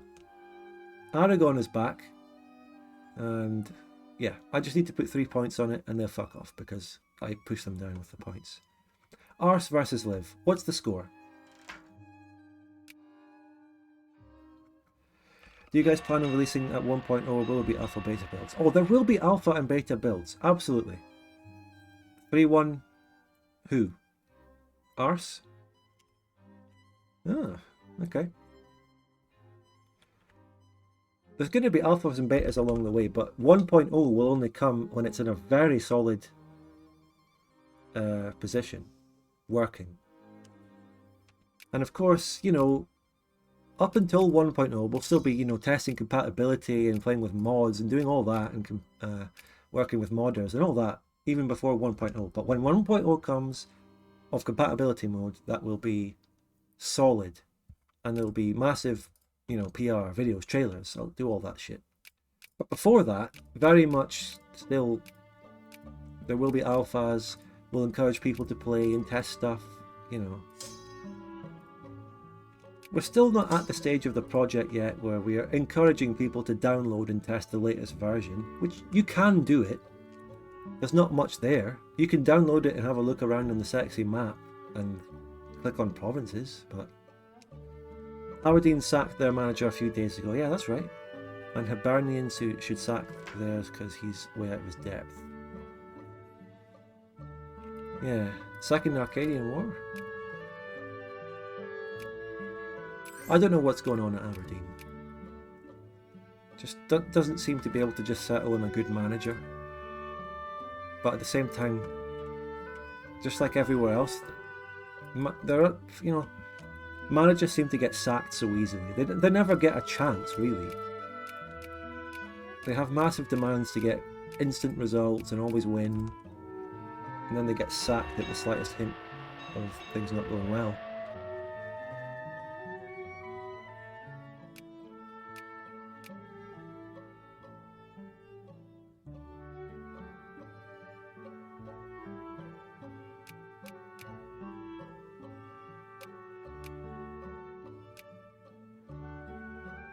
The ironclads are coming, that's good stuff, and then we can finally colonise this shit, which we've been waiting to do for a long time. Right, so the Spore sub-goal is there, but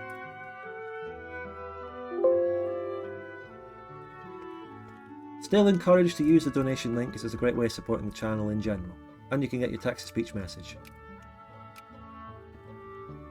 A feature that would be neat even in the vanilla OpenVic version is different unit models as tech progresses. That's already sort of in the game, yeah. Yeah, we'll see what happens with 3D model. 3D model stuff is a bit more, it's complicated, and I don't know the extent to which you can load the base Vic 2 ones. Yeah, that's really interesting, the 3D model situation. So many big projects, everyone is waiting for OpenVic, Fallout 4, New Vegas. There's a lot going on. There's a lot going on. Not to mention, you know, the grand strategy projects, Gilded Destiny and all that sort of thing.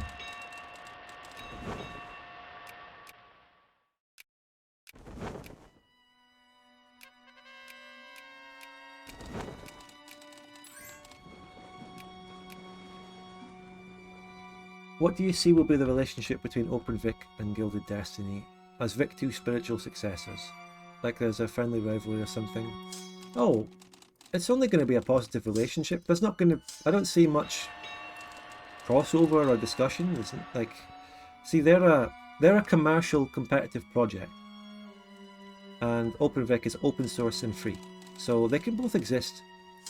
And Gilded Destiny might be seen as a spiritual successor, but OpenVic isn't meant to be a successor.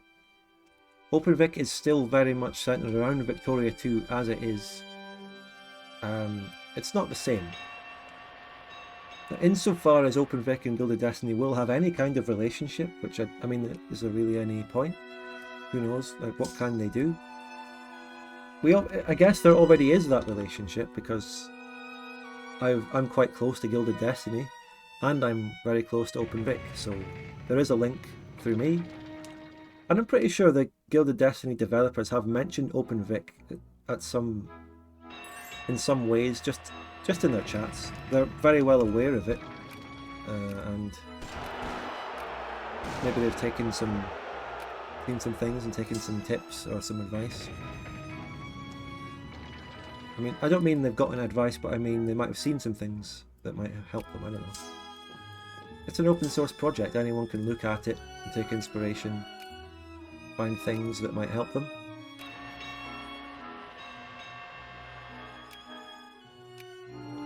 And that, yeah, it's also true. They're very different. But just to remind you again, in case people still don't know exactly, OpenVic aims to have really two different versions of it. So compatibility mode for OpenVic, which is the one that's being focused on primarily now, will be almost a one-to-one recreation of Victoria 2 as it is, which mods will be compatible with, but it will have working multiplayer, stability, performance. Out of the box mode is the name for the other mode coming after that, which will be non-dependent on a Victoria 2 copy, which will load its own assets and will go off and have a new great modding system, and that's going to be the next thing after that. But that's way in the future, so we can always talk about what great features it will have, but it is much further away. It's nice to talk about. Also, I just wasted colonial points on that blindly, but we are getting colonial points because I'm making ironclads, so it's good. But even compatibility mode will potentially have some things, right? It'll have options, like toggleable settings and options that might change the game, even in compatibility mode. So it's not just designed to be a static, only pure recreation by any means, but that will be the baseline, right? Because as I said, even way back in the first video, start with a one-to-one recreation, and that'll be the starting point for different people to come in with different ideas, things to be added on top of that, whatever. Lots of different things. But to start with one-to-one pure as the baseline, then, you know, no one can complain. Like, say there was another project that decided to just make changes even for its 1.0, right? That just pisses people off, puts people off the project.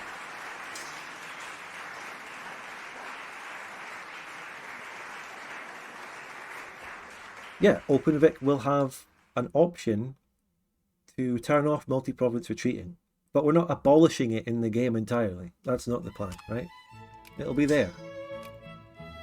But if you say a multiplayer game wanted to just host a game with multi-province retreating functionally disabled so they don't have to deal with it as a rule dispute, they can do that.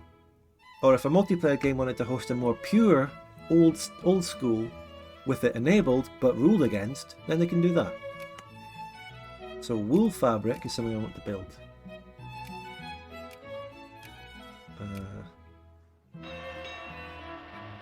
I definitely wanted to build that somewhere. I think I wanted to build it in Extremadura, yeah.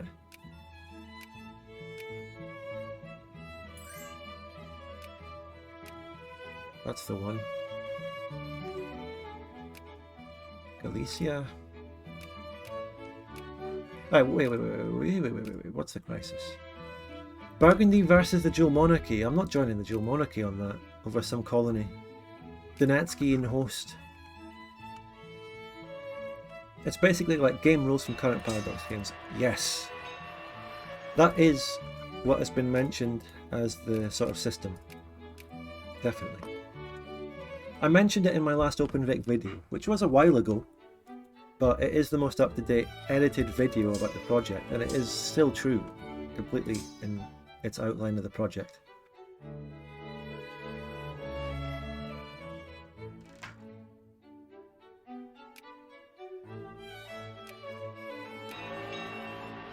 So much sulfur in Morocco, that's a lot. Hello Titus, how you doing? When you and Habibi gonna get down on it?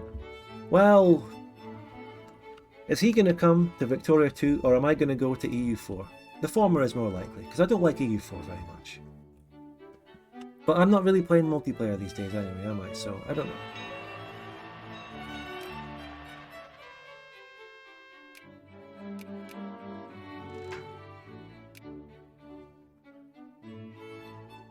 If they ever host another... I think Habibi's hosted a Victoria 2 game on his server, hasn't he?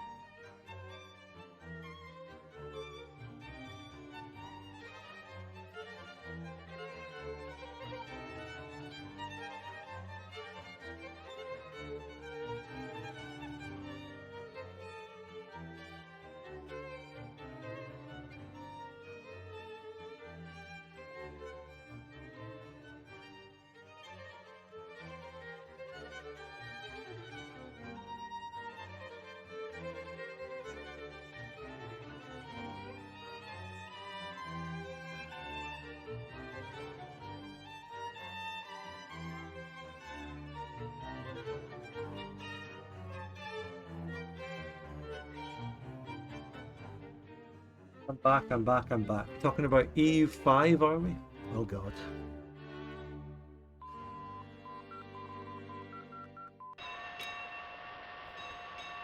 I've said this a lot before, but I'm just looking forward to EU5. Not in the sense that I'm looking forward to it as a game that I want to play.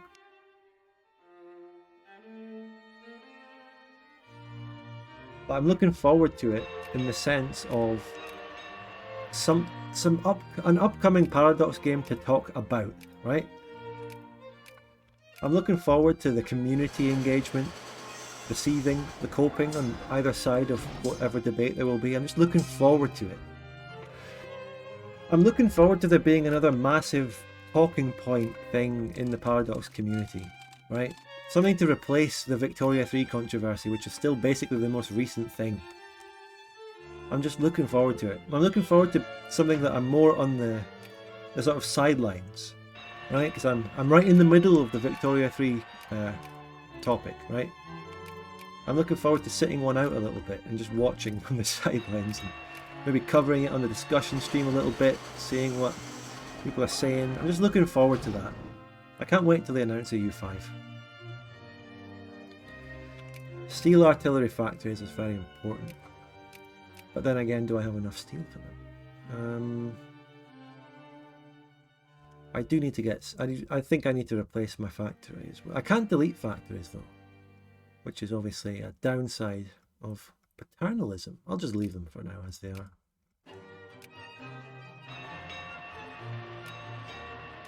I lost a lot of prestige for not joining the crisis, but, you know, I didn't join the crisis, so who's really winning here?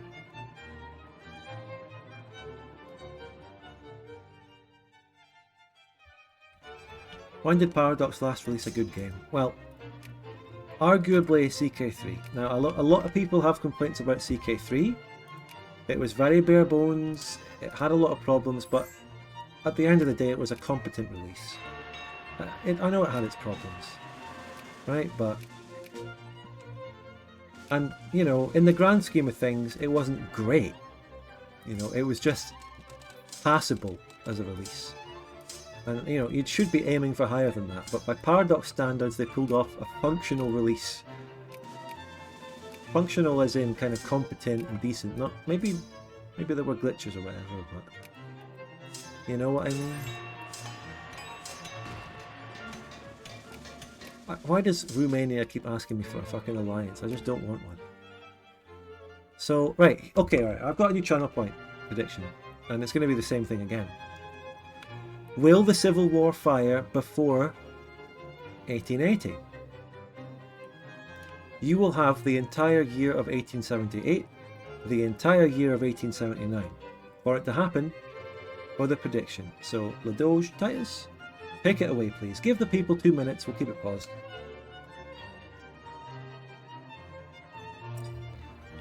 Can you repeat that? You mean my whole stream for the last 2 hours? Okay, I'm going to go and repeat everything. Right, let's start again. Back to the intro. Look, Titus, Ladoge is way ahead of you. He's got it covered. He's got it covered. But, you know, he did the one at the start of the stream as well, and you weren't there for that, so you might not know what I'm talking about, but Ladoge did it. Thank you.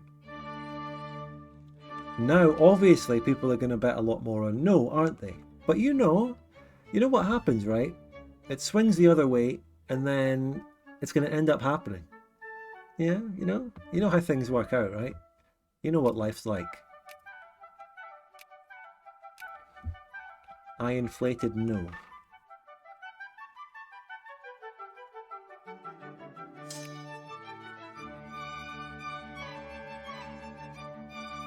Can't believe my country blocks me from gambling. I guess so, Titus.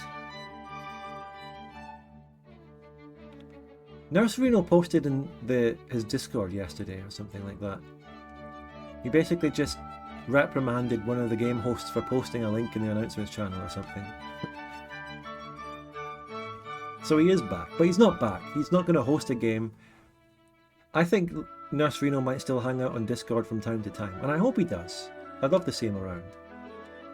But he's probably not going to host a game or actively develop a mod for forever, maybe. I don't know. It would be genuinely sad if Narciso was gone from the community, never to speak again. But if he's still around now and again, then that's really fine. If he doesn't host games or make mods, that's fine. That's up to him. I missed the discussion stream with him. Yeah, he was just a fantastic addition to our early Vic 3 panel streams. And those were funny days. The early days with discussing Vic 3. Good times, eh? We need to stop fearing with these two.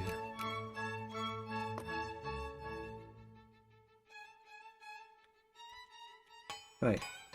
That is the channel point prediction ready, I think. So let's go. Let's see if the Civil War happens. Let's see what happens with this.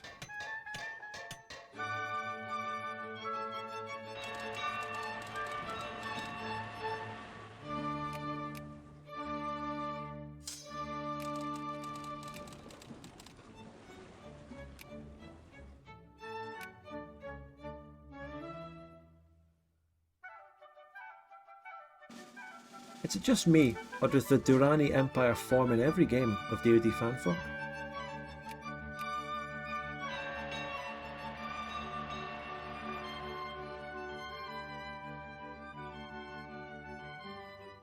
Holy shit, look at the sieging of the dual monarchy. I think the dual monarchy will always fail in single player because the AI splits its army around the world, whereas Burgundy is a solid, contiguous big land power.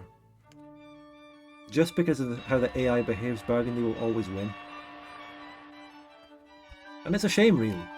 It's a big sort of downside of single player and how it works. Anyway, let's integrate New Granada finally, mate. Oh my god. Boom. Now, I have cores over all of this. I even got a bit of the Viceroyalty, but that was from my previous ones, I think. So I now have accepted pops. Granadan, Salvadoran and Carabeno. So, the Cubans, the Venezuelans and the Guatemalans. All these pops accepted and cored. Accepted and cored. And these are still colonies out here. So in the long run I can maybe state them, but would I really want to do that? If we look at, say, for example... Well, here's... Cuba has pretty low literacy. Cuba is the most populated out of all these Latin American places I own over there. I can upgrade the clergyman of Cuba to prepare it and get it a bit more literate before I make it a state though. And down here, Antioquia is very low literacy. Is there new requirements to form Hispania? I'm going to prepare it though. I'm interested in doing that. Yeah, what are the requirements? We should really start to just go for this. We just need revolution and counter-revolution, which I can get, and I've been able to get it for fucking 8 years. I need to make the Andagoya Canal. I need to get the fucking Andagoya Canal. Oh my god. What does that require? To be fair, I really haven't been going for this with any kind of urgency, and I should. Okay, where's the decision going to be? Where's the fucking decision? The new Spanish Constitution? Well, unitary. Wait, is this new Spanish Constitution designed to fix... It's designed to fix the Civil War issues, actually. Why am I not seeing that decision outside of thingy? Anyway, clearing infamy. Where's the Andagoya Canal? Maybe I don't even have the prerequisite text to even show the decision. Is there I could use an industrial upgrade to get more of the industrial text for it. 1885 is the next one. It's a long way away, but 3 industrial techs, some of which probably are needed for the canal. I'm going to do inorganic chemistry. That's not included in the industrial upgrades. I'll get that done now.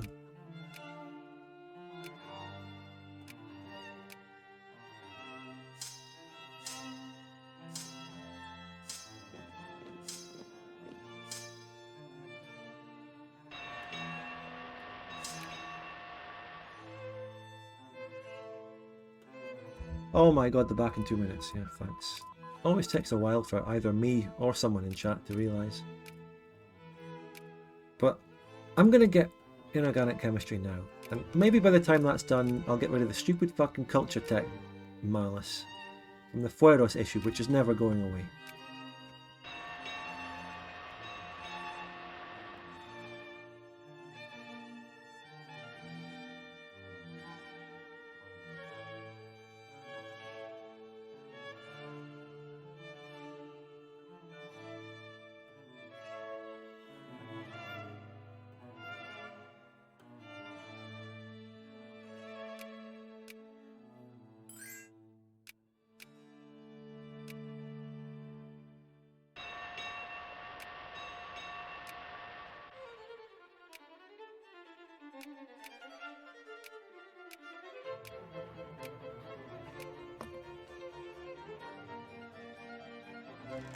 The only thing keeping CK3 alive overhaul mods like Elder Kings, that's a true statement, yes. That game has been saved and carried by massive mods. And something that I've been saying is speculating as to whether Victoria 3 will manage that or not. And I think it's less likely to be saved by big mods than CK3, in my opinion, because Victoria 3 modding system is worse. Wait. That, oh my god, oh shit, oh god. Okay, something's been brewing in America while I haven't been looking.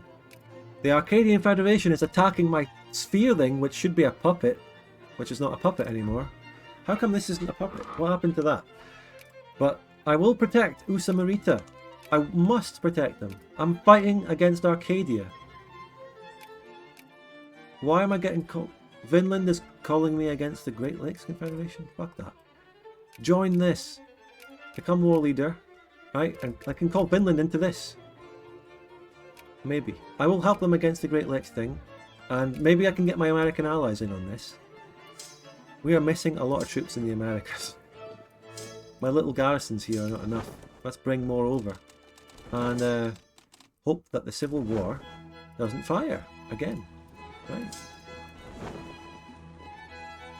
This will be an interesting war.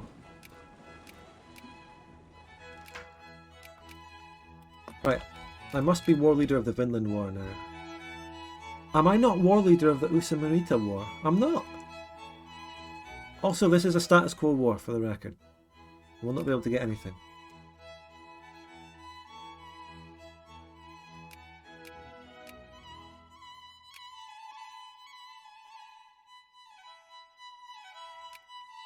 And I'm going to send my navy out into combat for the first time. This is the Spanish-American War, ladies and gentlemen. And then we get a potato bite for no reason at this stage with medicine. Fucking hell. Right, we'll send the navy to Cuba. Here we go. Here we fucking go.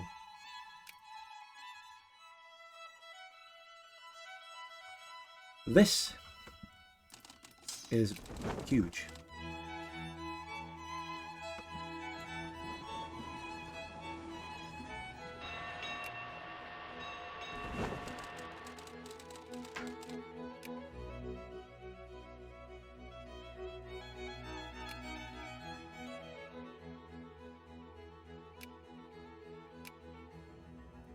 I can call New Spain, the Viceroyalty, into this war, which is very important. And I'll be able to command their units and their navy. That's vital. I should try and link up with the small Sarita army. I don't know if the Viceroyalty will get mill access from fucking Sarita though. They might take attrition everywhere. Command units. I'm going to be asking them to split some of their stacks for less attrition, I think. Right, send the navy out.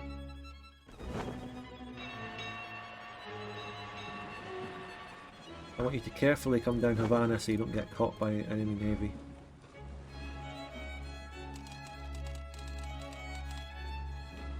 If I were to occupy Bermuda, that's a good port for access and command over them. Oh, the Umasarita army is really isolated there.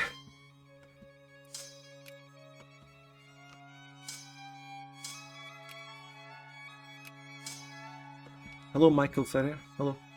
We're fighting a pretty interesting sudden war that I wasn't expecting in America. It's a big turn. I'd love to give Usamarita some land. I want to give them some Arcadian borders to make it look nicer. Nouvelle Angleterre will be a great region. I'll take it myself, but edit it to them.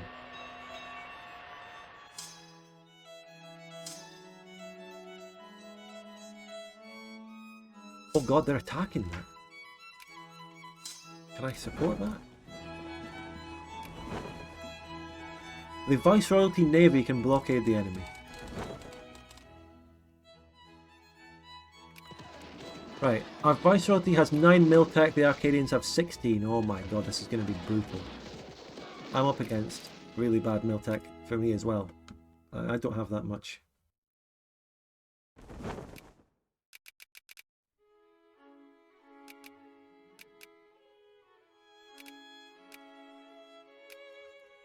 Gonna be a tough war, no doubt about it.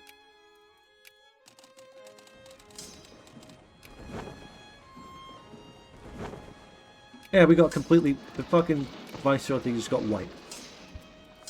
The Viceroyalty almost got completely fucking wiped. Jesus Christ.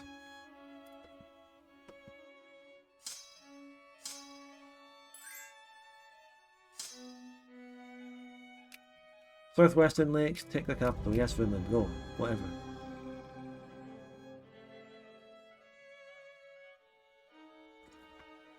Did the Chinese nation eat part of the puppet? Yes, what the fuck? Yes! Wait, what? How? This is bullshit. It's actual bullshit if they did. Shouldn't happen. Right. The Usamarita army is about to now fucking die. Great.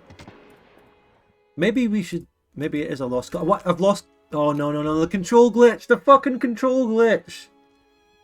I pieced out another war, therefore I've lost control of the puppet. Oh, fuck. Oh my god. Oh, Jesus Christ. It's so over. It's so over. Oh god. It's over. Don't know if we'll find a way out of this one, lads. We'll try and fight this, but we've already just like gotten 2 of my AI armies wiped.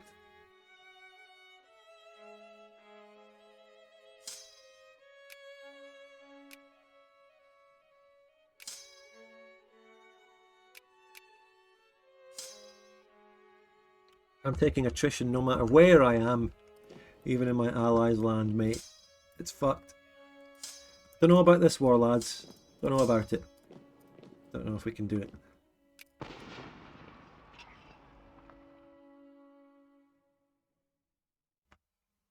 Maybe I would have been better off just launching my own invasion around the capital area of the enemy. And I might still do that. It might be a lot easier for me. At least our boys, which are, I mean, we're no longer blockading them because the AI Navy has moved back. Is Vinland in? No. I'm not the war leader. I didn't take over war leader from a fucking rank 25 shitter. So, can't call Vinland in.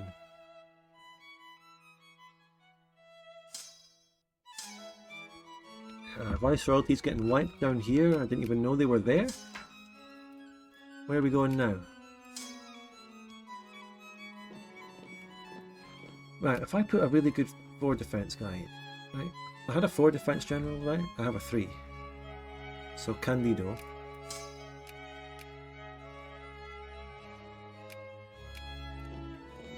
Just start lining up around here, basically. Hope for a big defensive battle. Oh, they are moving in. 10th of February, 17th.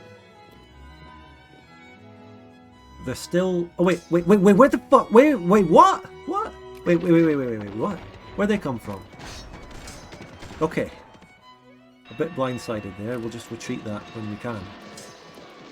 Hold on a minute. Where? Oh, 100k now. Oh. Okay. They came out of nowhere. Would they do something as bold as to follow up on me? No. The AI doesn't like following up. The AI emote doesn't really apply because it's only the enemy AI that does well, not my own allied AI.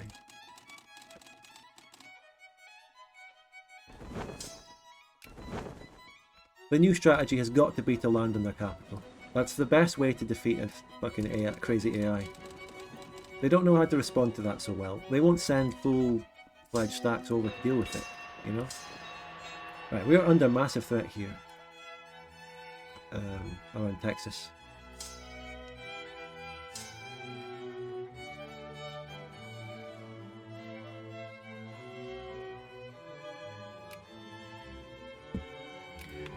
They have 112 brigades.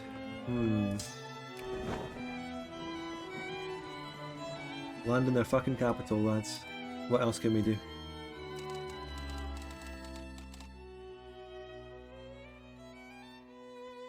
It might even give us enough war score that they would accept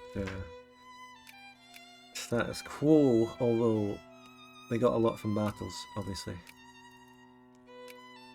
Now what are they doing down here? I take attrition. 5% attrition just in basic terrain. I can barely navigate the area. And that is my Viceroyalty's biggest stack. Just walked over there and died. That's what I mean about the AI. My AI versus their AI.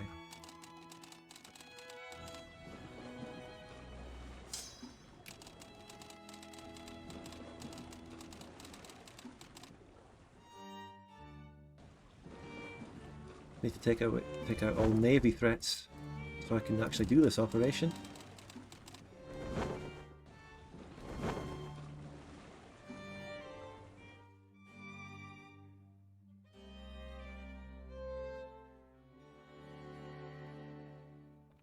I don't think the war is winnable without even more of a massive commitment that I'm not prepared to make. Right, we've got an opportunity here for a wipe though. We've got a enemy sighted. No, they moved away.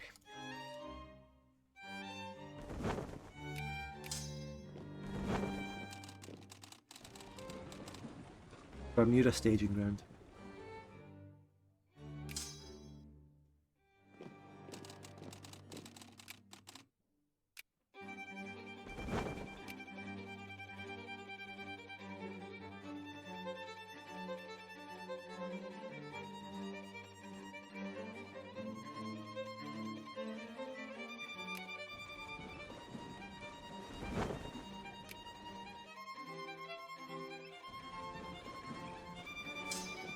They're back. Can I catch them this time? Let's go, boys. Let's get some kind of victory.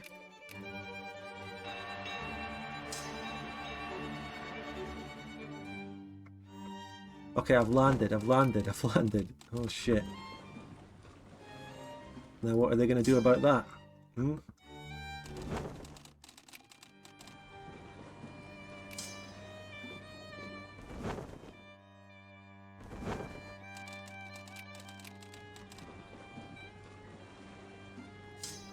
I'm scoring a quick wipe.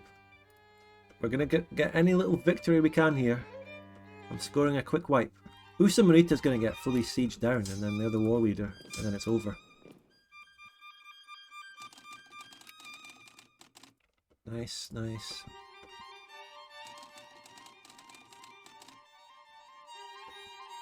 Oh, 40k! Oh, go! 40k. At least they're not reinforcing the battle, like a player would.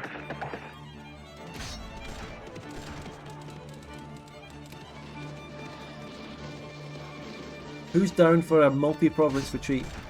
No, too late, they retreated.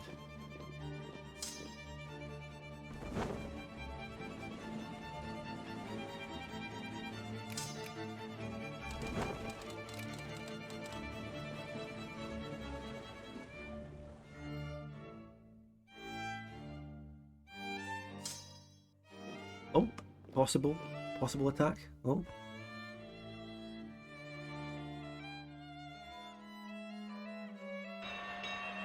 It is over when Sarita gets fully sieged down. It is over at that point. It's actually some bullshit happened in America, right? I had this country as my puppet, right? No events came up, nothing informed me. Qingchu took some of their land, somehow, and then they lost my puppet status somehow, and I was never informed. So, it was slight bullshit, some of the things that went on regarding this country, you've got to admit. Like, loads of things just happened over here without my knowledge.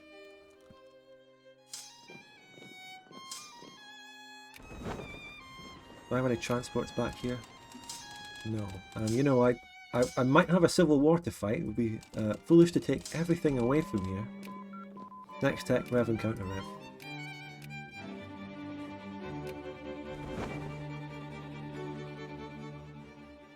Is there anything we can do? Their armies look a bit weaker now that they've taken some attrition and shit. Maybe we can go and get rid of this stack. Maybe. Oh shit, shit, shit, shit, shit, shit, shit, shit. We cannot lose that battle. I did not micro a good general, but you know, we have the numbers. We have the numbers. Go, go, go. Wait. Pause to micro a good general. Good defense. 3.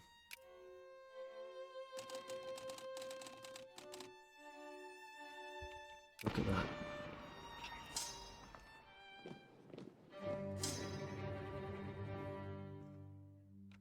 Micro pause. Still gonna lose, am I? Because this 3k is preventing me to get to the enemy, to the other battle for weeks. Come on. Okay, wait. Just go back. Just go back. The tech difference is what's doing this. What's the war name in the CB? Annex Sarita. Wait. Micro pause it for a second here. 2nd of October, 25th September. Yeah, this is the kind of battle I'm looking for. Do I colonize that? Yeah, why not? That's the kind of battle I'm looking for around here. Any other 3 generals? Right, the best we've got is best we can do is 2. Best I can do is 2. It's like a fucking, what was that program? Pawn Stars. Pawn Stars quote. I want to roll a good general. Best I can do is 2. There you go. This is where we start fighting back. This is where we make our stand. Quick wipe, quick wipe. No, forget it.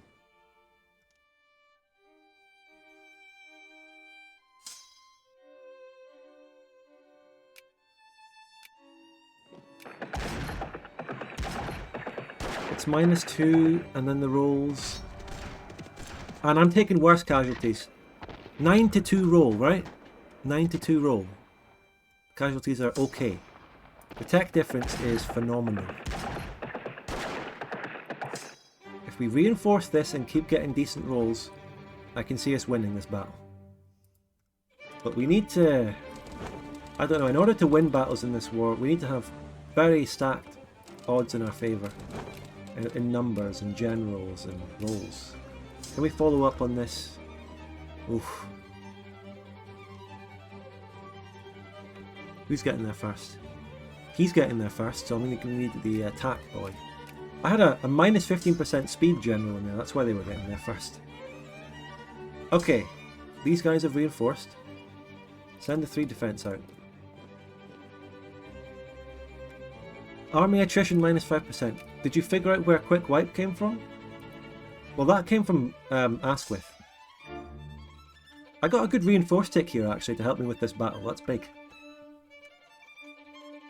I have to go in there and prevent Sarita getting full sieged if I want to have any chance of maintaining this war. Look at this! Oh fucking hell! And I'm even losing this battle. So, I don't know. Their commander died. I'm still taking minus like 10 to 1 casualties because of the roll.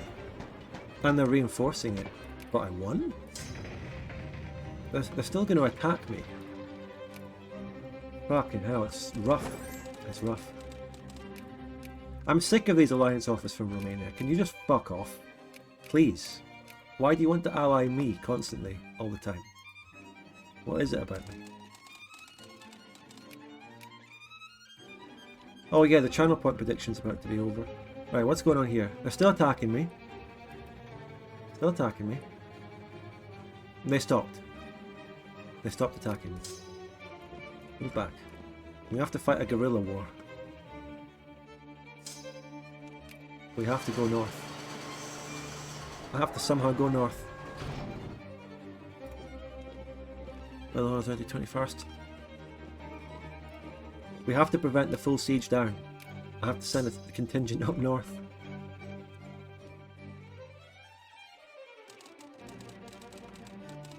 So yeah, a couple of things went wrong with this war, right? A couple of issues. The losing command of my puppet glitch from another war piecing out, and the fact that I wasn't notified on any of the events happening when things changed with Sarita without my knowledge. Like, they lost puppet status, Chengchu took land, and nobody told me. Nobody told me anything. I was kept out of the loop. And now I'm gonna hopefully be attacked. Wait, what was that? Oh, cool. Well, that's dead. That's dead. Sarita is now out of my sphere. Now, why did that happen? Why did Sarita come out of my sphere just now? It told me that. Yeah, the channel point prediction's over. Augie, you have won very well on both of these. You've done well, I think. So, they just left my sphere, as if, like, I barely have any reason to fucking support them at this point. They were my puppet and sphereling, and then suddenly they're just not. It ended for no reason. Yeah, I just multi-province retreated. What are any of you going to do about it? Come into the game, fucking hot join onto Sikkim and rule lawyer it? I don't think so. So deal with it.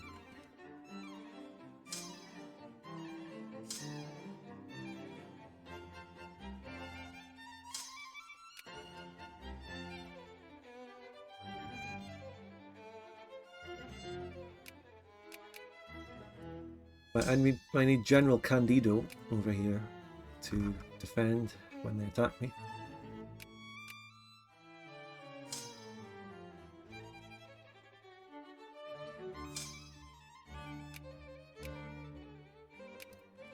Free attack, not bad.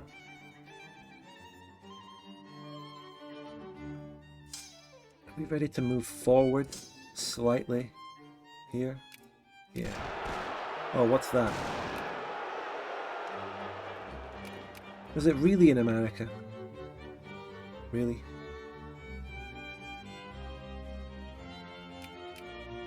Nevada, of all places. How about we put that new 3 attack general to the test? I'm pretty sure that's not my new one, but I'll use him anyway.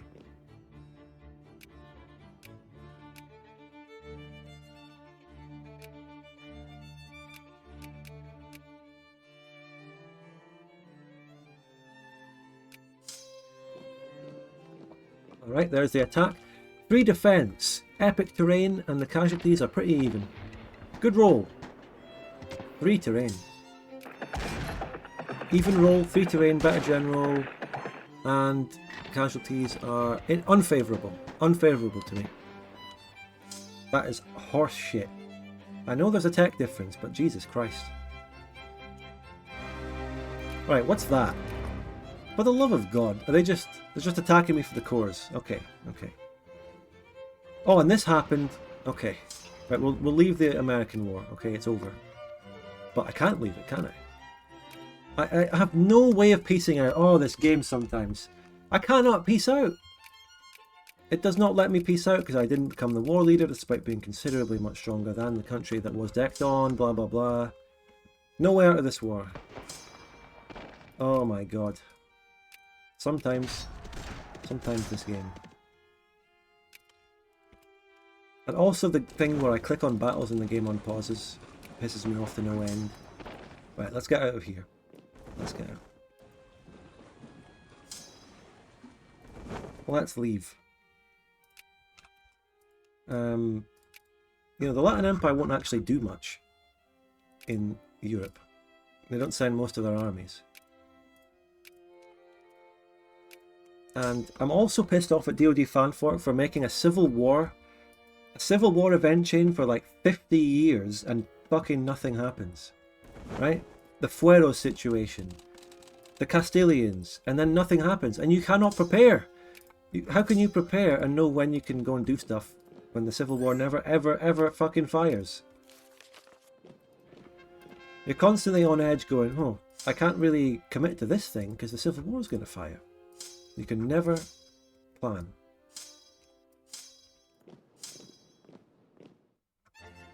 You know what I mean with the mod if you've played it? How do you know what's going to happen next? But at least this time I have a fucking navy, right? I have a fucking navy this time.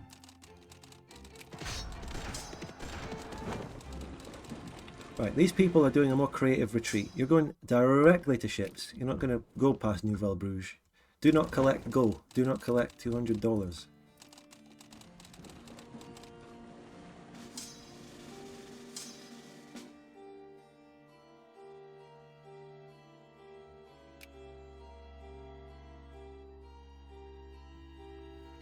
Colonial rebels. That's new.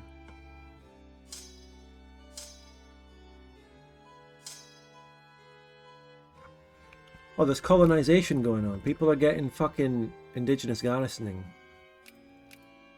And I'm not going to get indigenous garrisoning because I don't have fucking breech-loaded rifles, do I? Oh, it's so over. I'm going to miss out on colonizing some things.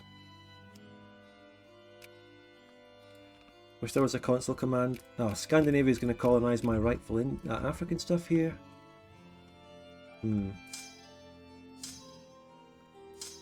Revolution and counter-revolution is going to take me like 5 years.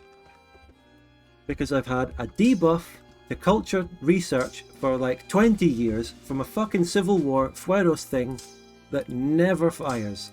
Nothing ever happens. Where is that shit?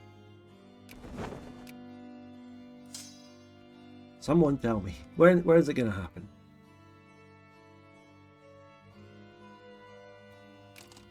Anyway, we'll take these guys back to Asia. And they can link up with that artillery to form a perfect 30k stack. And these guys are coming back to Europe.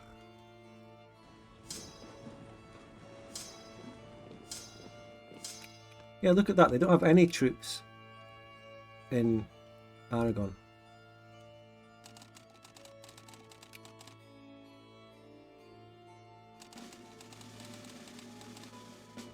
Are we transported out? Okay. All of you, let's go.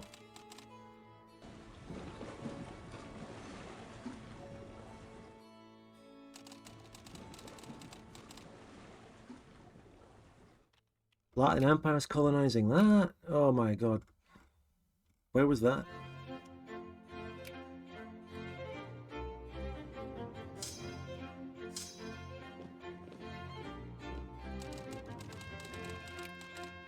When one thing starts to piss me off about the game, everything does, right?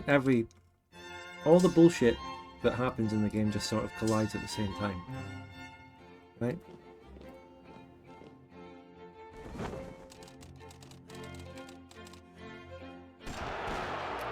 Yeah, look, see what I mean?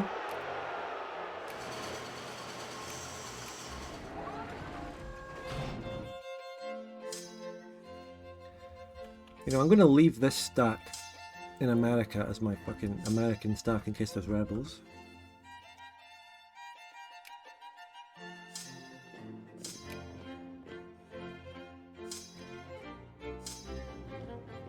Some of my boys have made it back home. Oh wow, I'm losing that naval battle. What a surprise.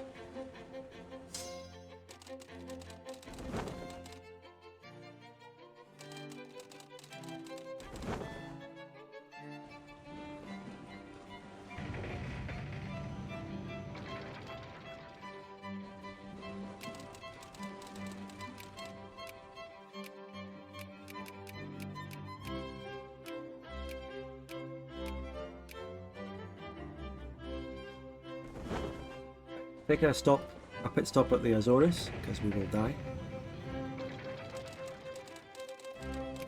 More ironclad production.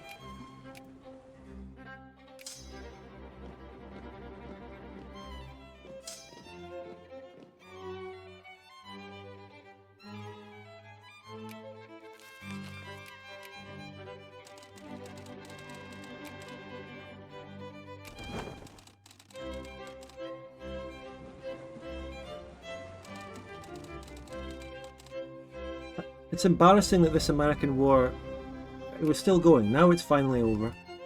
I had no autonomy over that war at all. I mean, all of it was out of my hands, right? Uma Sarita was out of my puppet status for no reason. And then it happened, and I mean, Arcadia formed. I don't even think I got a pop-up for Arcadia forming when the other Arcadian war happened. There was just nothing. Nothing happened. No information.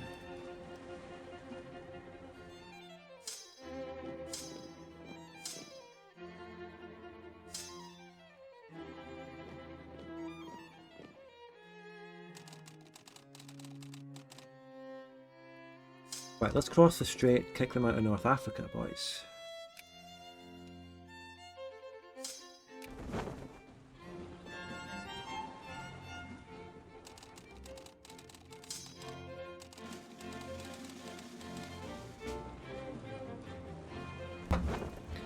Of course, there's two random fucking ships about to come to Canary Approach when I'm trying to fucking send my transports.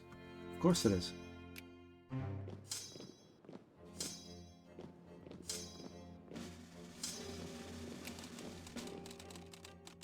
And where are those two ships now? Where'd they go?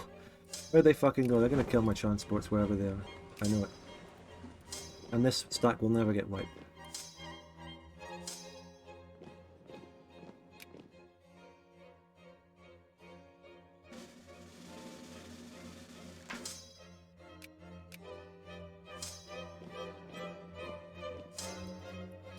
Oh, thank fuck, finally a wipe. Oh, there's Egyptians. Attack them! Yeah.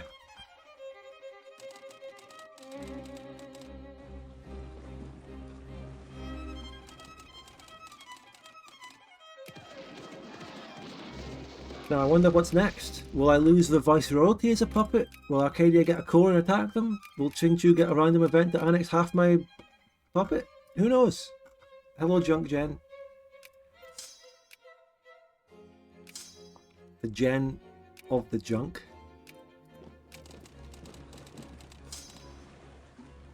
Oh yeah, I had rebels down here. Okay, right. How's this one going?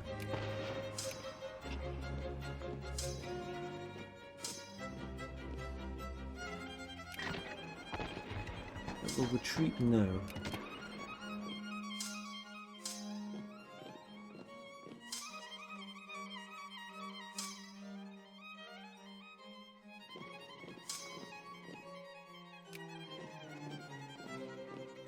They're attacking me. No, they're not.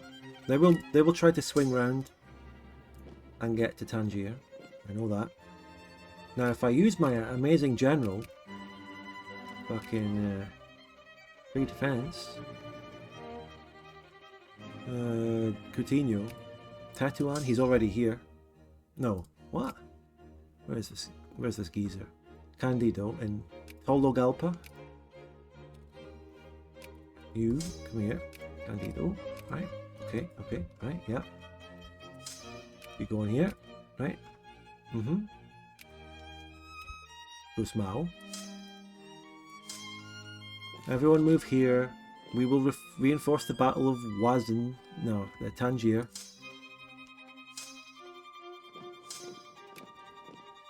Right, go.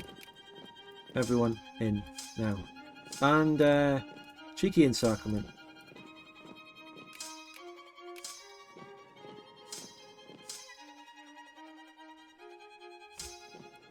I should, yeah, something I just realised I should do more of is use the S hotkey for splitting. I never do that, even in multiplayer, when I'm microing hard against players. I need to use the S key and split. The wrong general took over this, so Get him out. That's another tiresome thing that just happened. The wrong general took over. What's this? Oh, fuck right off with your Indian troops. That's my Indian puppet doing another fantastic job in the war. And they're getting sieged by rebels. Oh, what a fucking waste of time. Let me just govern that directly. Hello Spud, why aren't you playing more MP? I've talked about that extensively for hours on end in certain other streams, just not this one. Consult a previous VOD. I talked about it a lot at the intro of the last time in this campaign, I think. I talk about it a lot in the intro to the... I just talk about it a lot, but you just didn't happen to catch a time that I was talking about it here.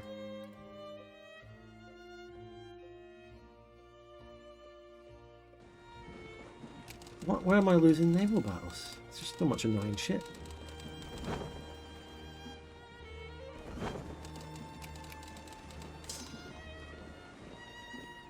The entire... I fight the Latin Empire, right? Okay, let's have a war with the Latin Empire. I'm only fighting Egypt. I'm only fucking fighting Egypt. My allies are helping me against Egypt, and half of the Latin Empire's mainland is getting sieged now. Congrats, Latin Empire. You made a great move.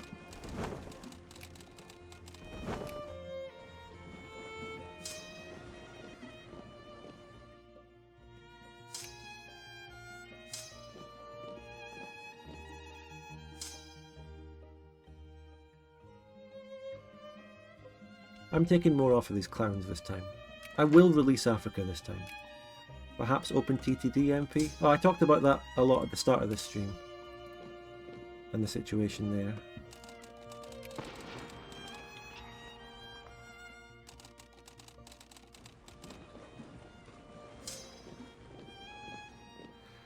I don't know if there's a dismantle Casus-Belli I can use. No. If there is a dismantle Casus-Belli that you can use, it's in the late game. Like a late game thing. Some mods have that sort of thing. Don't know if I can do that. Take an Italy core, so if they deck again the war goes quicker? What? So I can... What, you mean like invading them in the mainland? What are you on about?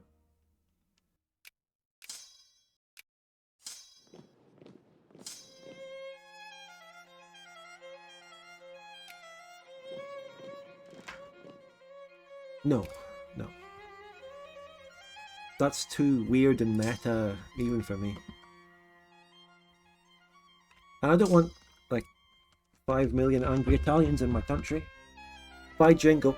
Look at this! Like, I swear to fucking God. Every time one thing goes wrong, a million other really moderately annoying things are hard-coded to happen after that. Look at this. I have to deal with another fucking Patani war. Like, I have to deal with that. I'm not even joking. That's real. They have 100 relations with me. 100 relations, positive, and then this happens. And I have to go to war, or lose 50 prestige. This is what I mean. What's going on? I can't believe that in this day and age I have to deal with the second Patani war. It's ridiculous. It's a joke.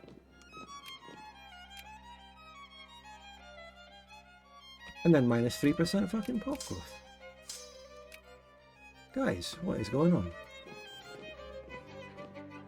And I can't even win a basic, easy battle against the fucking Egyptians, you know? I'm getting called into bullshit against Venice that I will never join. Oh, guys. Maybe I'd feel better if anyone decided to support the channel. How about that? Donate.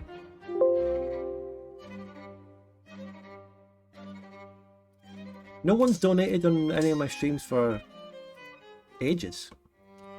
I got a few donations when I got back after Christmas, and then none. Dried up.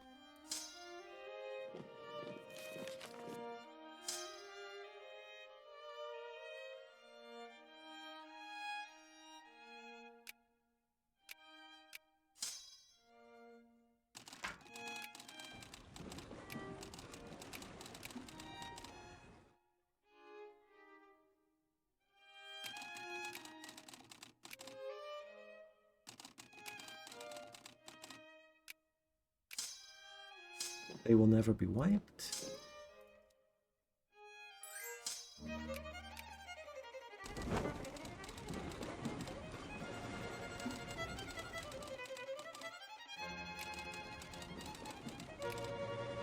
Macedonia is just absolutely ravaging southern Italy. And the Latin Empire decked this war. They also have to deal with Burgundy and the Danubian Confederation in Bohemia and shit as well. They got themselves into this. Right, the capital of the Masharata is not currently being occupied by rebels, so I don't have to worry about that popping off and losing them. Although, you know, what a great loss this puppet would be. They've proven so useful throughout this game.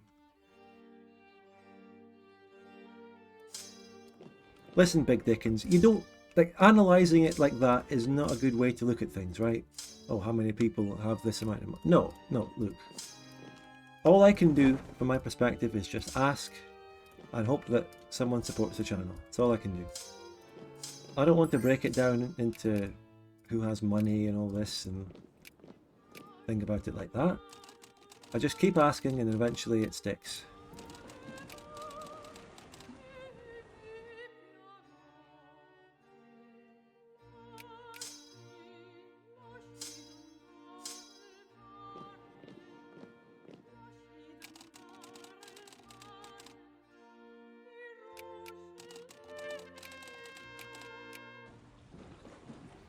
That shitty puppet I was just speaking about just went bankrupt, for the record.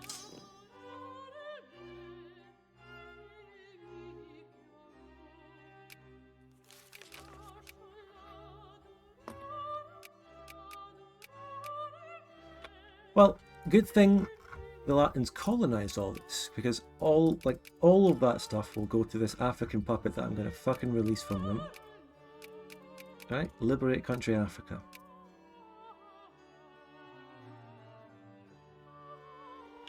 This is also a really nice thing, which is it cost 50 war score last war, now it's 70 by the way. That's a nice change. 24.99 infamy. I've got to remember the infamy decision. I want to lower the infamy.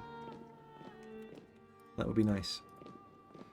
Anyway, you don't ask, you don't get, simple as. I don't know. I don't know what you do to get them. They're just, sometimes it'll just happen, sometimes it won't.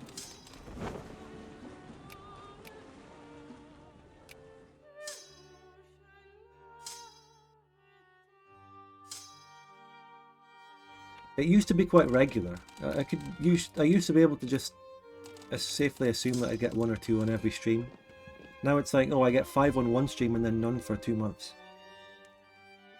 I have found that the donation link does not work. Now I'm going to have to deal... Am I really going to have to deal with the technical issues behind it again? Is it not working again? What's up with it now?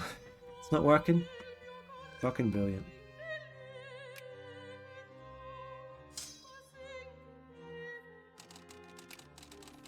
We're going to talk about technical issues now?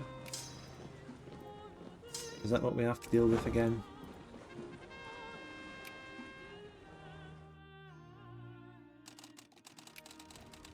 Also, it is a bit of a joke that this civil war is never happening, right? I mean, like I said, the event chains for it started like decades ago and then nothing happens. I don't know why.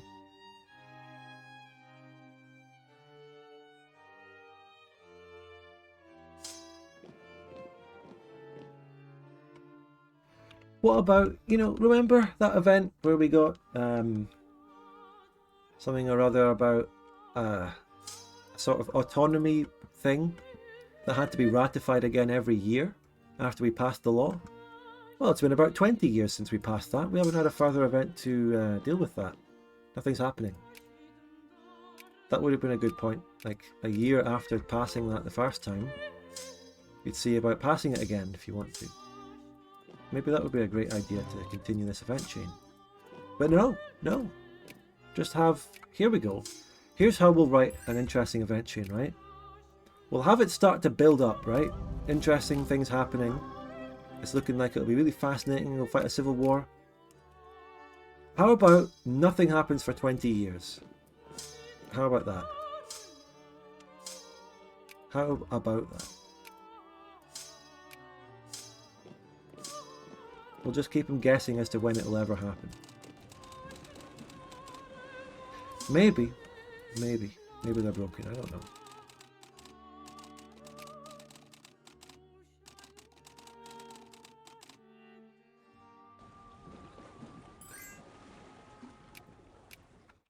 Anyway, that was a great result.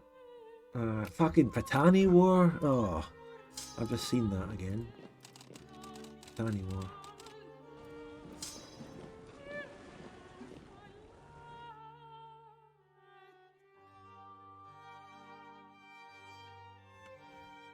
There's our kingdom of definitely not Algeria, definitely Africa, which has poor Vermels and Berber and Maghreb, etc. In before Spud played Spain so optimally that he didn't even trigger them. Well, that's a nice thought, but it can't be the case because there would have been a resolution event or something, right? Saying that you successfully got rid of the minus fucking 10% fucking culture, which is the Fleros issue, which is part of the Civil War chain. Maybe if the event chain resolved itself, then that would have fucking gone away. That's preventing me from getting revolution and counter-revolution and all that. Maybe that would have happened. No.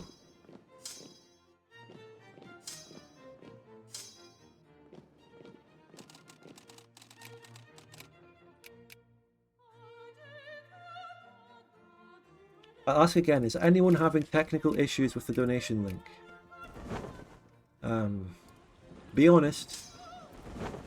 Even if you are the bearer of bad news, if it is happening, I need to know, unfortunately. I hope there are technical issues with the donation link, because that's a better sort of reason for not getting donations than people just don't want to donate. I'd rather it was technical issues than a lack of donations. That's a better thought. So, hopefully, yeah, hopefully 5 people tried to donate this stream and it didn't work, and they just didn't want to tell me for some reason. I hope that's the case. That would be good. Skill issue. Oh, it does work. Oh, at least we got one though. Thank you so much, Subpar Turtle. Good news. It works. I suppose the good aspect of it working is that it works and I get a donation. I guess that's the upside. Oh, here we go. Entrenchment of Castilian nationalism. Finally. What? When actually was the last event in this chain, right? Can anyone think back? What year was it? It must have been like 1876 or something. Skill issue. Oh, there we go. It's working. Thanks, Big Dickens. Tea cakes. Thank you so much. Maybe I'll buy some tea cakes at Tesco. It must have been like the early 1870s, right? That was when it was happening. We started the session around 1869, and we did the channel point predictions up until 1875 and then 1880. Anyway, 10 years ago at the gate of Peñafiel Castle, my fellow Castilian... Anyway, a load of annoying shit just happened with the game there. The American War, a lot of things, the puppet glitch, a lot of annoying stuff happened. Put me into a bit of a bad mood with loads of bullshit happening. But, you know, and then Latin Empire declaring, the fucking Patani War. Oh, you know, I've said this before, but when things start to go wrong, and I don't even think it's just in this game, I think it's a Paradox game thing in general. Happens a lot in EU4 if I recall. When one thing goes wrong, there's always a cascade of loads of other things that go wrong on top of it. That is such a big feature of these fucking games. You'd all agree, right? You've felt it. Especially EU4, when I think about that game. When one thing happens, it leads to loads of other things happening. You lose a stability, you get a corruption event, someone decks on you, you get rebels. EU4 can just absolutely spiral in that. It's probably worse in that game than it is here. But the point is, all that shit was annoying, and that's why I've been in a bad mood for the last half an hour. Loads of But we got through it and we fought. We tried to fight. It was it's a change that I lost a war. I lost to Arcadia. Normally the AI is a piece of piss, but we're really far behind on mill tech, and logistically fighting in America is difficult. I don't know what kind of EU4 you're playing. No, I'm serious. EU4 in general as a game has, you know, it's just when things go wrong, things can really have a tendency to cascade. One bad thing after the other, you know? One thing leads to another. You know, you fight a war, you get, your economy goes to shit, then you lose a stability, a disaster happens, you get rebels, loads of things just go wrong. Anyway. You got to play vanilla Liberia. What are you talking about? You mean vanilla Vic 2 and play Liberia? Okay. So, yeah, I don't know if I have the appetite to read more about the Liga. I get it, right? The Liga is promoting Castilian nationalism. Castilian nationalism's happening. Get on with it. Fucking rebel already at this point.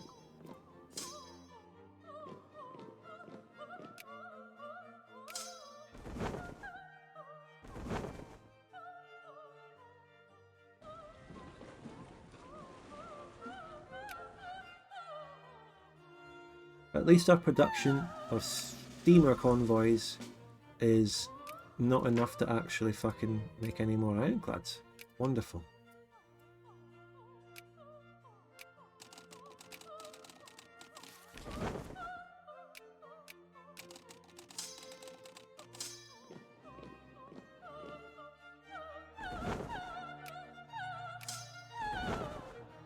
I swear to God, I think I'm right about what I said about EU4, but no one seemed to have any comment.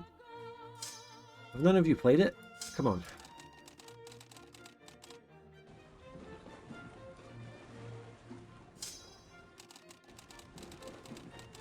And worst of all, I still have to fight and win this Patani war. You are right, thank you. Swako is a voice of reason. The events do feel like that. What? I was fishing? Are you playing RuneScape or something?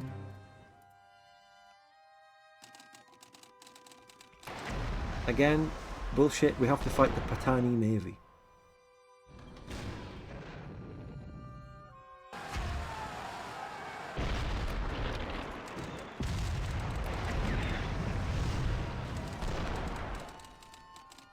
I have and I think you're over-exaggerating. Skill issue. Testing diz real quick. Oh, your test came through, it worked. Do you want it refunded? Thank you. The £10, it happened. Thank you so much. We're getting out of this rut. We're getting out of this rut.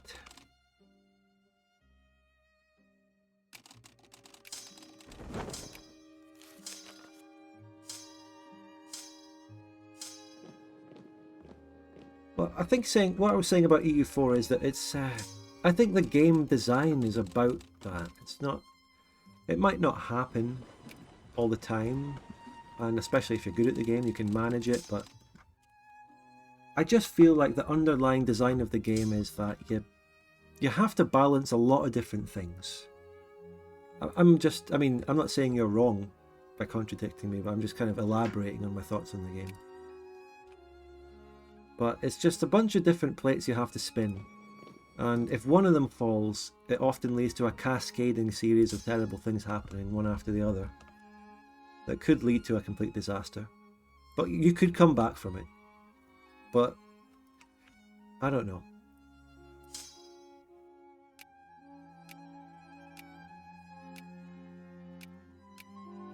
There's just loads of things happening that you have to keep managing. Oh, that estate hates me. Oh, I have I need to get another stability. There's just loads of... I'm just talking about the game in general, but there's just loads of things. Well, yes, Laughing Cavalier. EU4 combat is another thing I have complaints about too. Not a fan of that. I mean, if EU4 combat was really good, I would find it to be a big redeeming quality that would maybe make me play the game more, but combat's not good.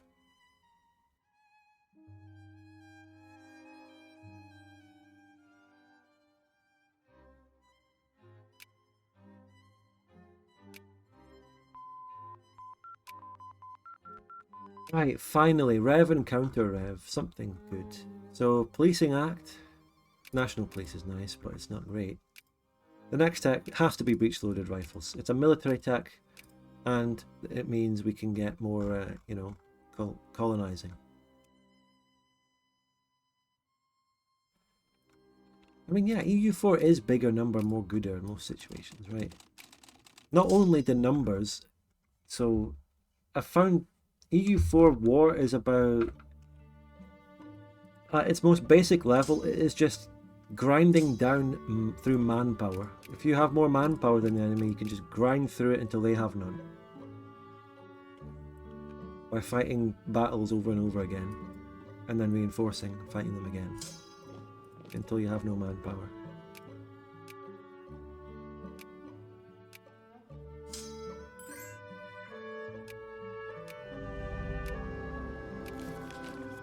Take a fucking warship commission and shove it right up your arse.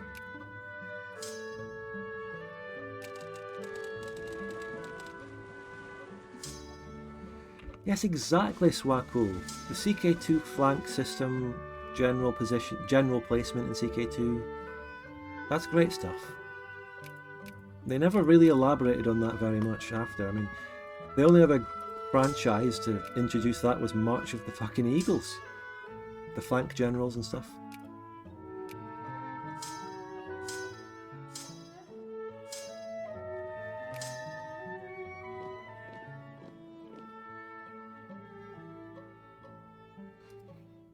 Well, yeah, Luminite, yeah, absolutely, but then it creates the situation of you have to stack the modifiers, which is the other side of the coin.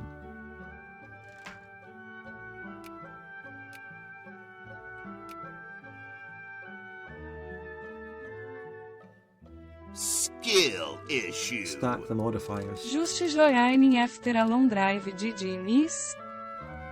Thank you, Hammerick, and just joining after a long drive. What did I miss? Well, you missed what the Spanish people are going to look back and call, I don't know, when does it start and end? A sort of period of misery. For about 5 years or something. The time of troubles.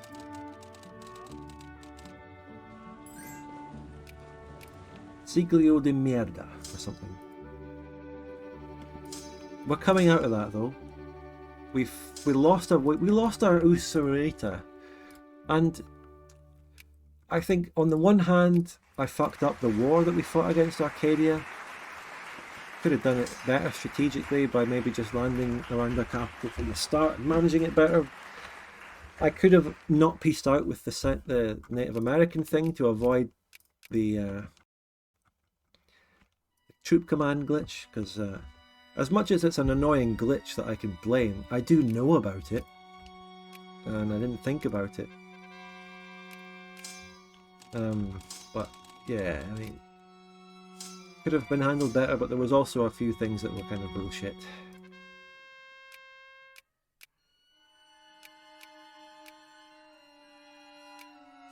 A mixed bag on that, really.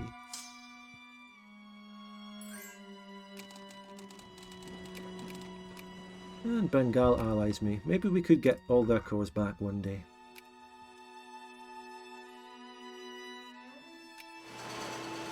Listen though, EU5 is not removing stacks, okay? That's just not happening. I really don't see it. Even if Paradox, or some people in Paradox, are committed to the Victoria 3 system, they've seen the blowback on it, and they don't want to go through that again with EU5. They're not going to do that. Plus, EU5, I have a whole stack on fucking Bermuda I forgot about. Plus, EU5 is not going to be run by the same people. It's probably going to be a Johan Anderson project, and I know that Johan Anderson is against what they did with Victoria 3's armies. So, It's not happening. Now, Johan has some mixed track record on EU4 DLCs, fucking Imperator Rome. So he might do something wrong, but it'll be for different reasons than that, for sure. I just think fundamentally Johan has the right fucking philosophy. He's like he's the old school guy. He's responsible for all the Paradox old school games we know and love. He's messed up, right? He messed up with Imperator Rome, but his heart and his head are in the right place. In his ideas or something, I don't know. Strange to think Johan is somehow a source of hope. There were those years where he was the bad guy who was fucking everything up, I guess, but when we look back and see what they've done after that, I don't know, it's different. Especially, you know, just Victoria 3.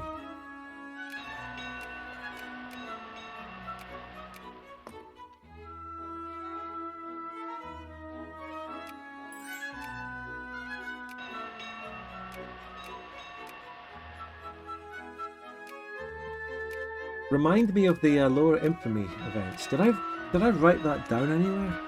I don't think I ever did write down the Infamy event. If I did, I don't know where the note is. Well, good to make a statement.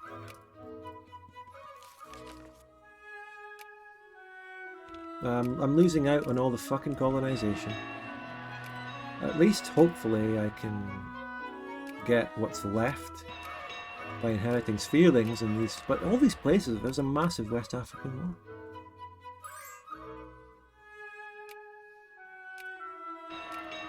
Johan Anderson will probably retire soon. Yeah, he's very old school. But I don't know. We'll see what happens.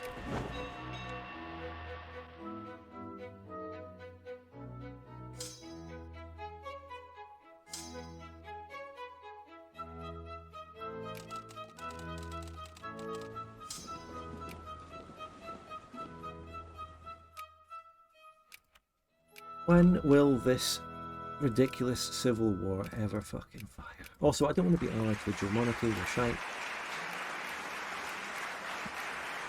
I want to try and get an alliance with Burgundy, who don't seem to be allied to any other GP, so it's quite possible to get more relations. Maybe.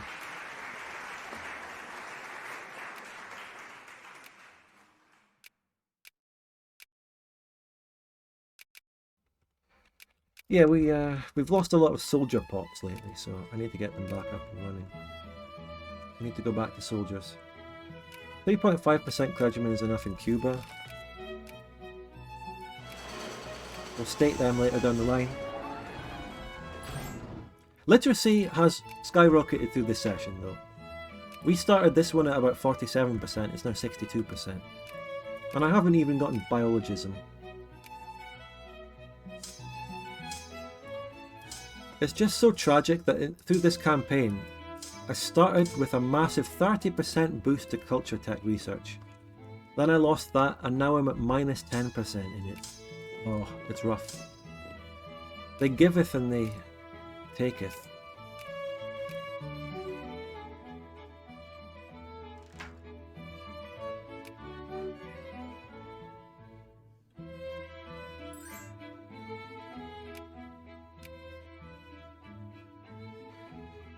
Oh yeah, the CEOs of Paradox, yeah. What time was it that Frederick Wester originally left as the CEO? When was that? Because I don't know if it correlates with any quality decline in Paradox, because I don't know, I think he still oversaw the changes throughout 2016 onwards where they became publicly traded, and that's what everyone agrees is a big turning point where they became corporate. You know, he's still responsible for that. Even if this other CEO came in. But at the same time, obviously Frederick Wester is old school, and he's the one who founded them, and he's old school, and we've seen him in some of those streams that they've done. He's not very comfortable as a public speaking CEO. It's not where he came from. It's not his comfort zone. Whereas Ebba was very corporate. That was her background. She came in to do that. Was Fred the one standing in the shadows? Yeah. If you watch that thing, the fever dream, which I've got a 20-minute edit of on Spudlight, I'll link it.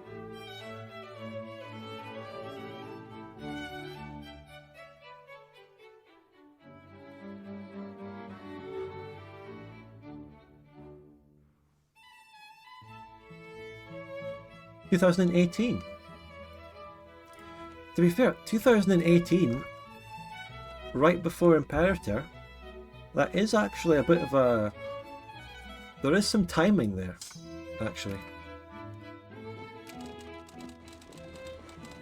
If you want to theorise that he's good and the other CEO was bad, and you want to look at it that way, then yeah, it does fit.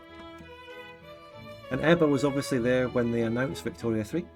She was the one who Wiz came out of the portal or fucking train in the announcement stream and talked to. She was there. That was her era. Lots of shouters released in her era, Imperator and Vic 3.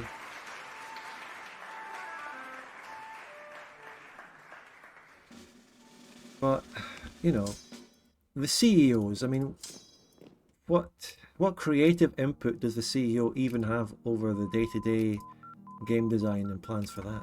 They don't even have a say, do they? They just manage the fucking money, the corporate stuff. We do need more Miltech here. Is this civil war ever fucking happening? What is it I need for fucking the new Spanish Constitution? Where is sociology as a thingy?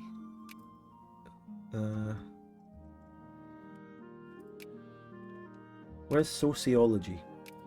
Please don't tell me there are inventions that I need that are in this tab. Sociology?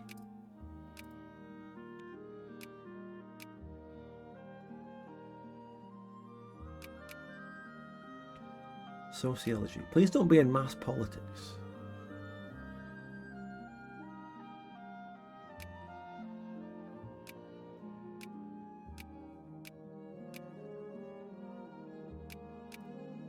Well, I don't know, Pico Man. I have absolutely no idea. And I'm not going to go around blaming women.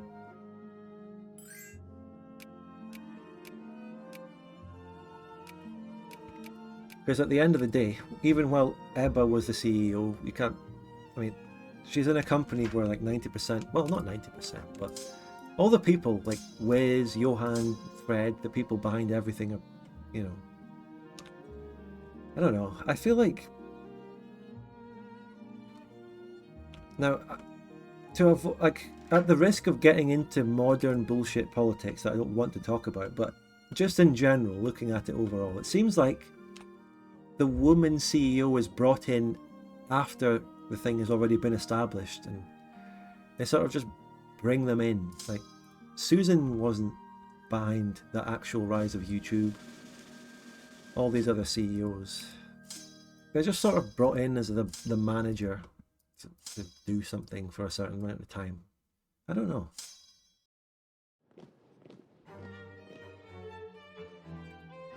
It's funny that in my most recent Victoria 3 video, the one that dropped in December, there was a very long comment from someone. Don't know if any of you remember reading it, but I'm not questioning... I've been questioning Paradox as a corporation for fucking years, so why am I going to get cancelled suddenly? I already am post-cancellation. I'm a cancelled person. Anyway, there was a massive comment that someone put in my... in the comment for that did just blame women for all the decline in everything. Now, obviously I don't endorse that, but, you know, if someone wants to voice and vent about it in my comments, then sure. A lot of people came in and commented against it as well. Some people laughed. It was a long comment.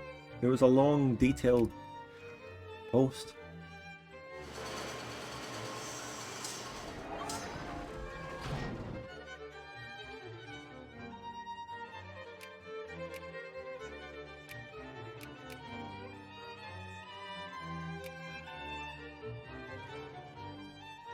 I don't know, go to the comments on my recent Victoria 3 video about 1.5.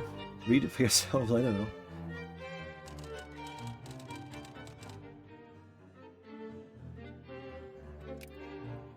Basically what you're saying there, Pico Man, at the second part is what I've said when it comes to, say, EBA or something.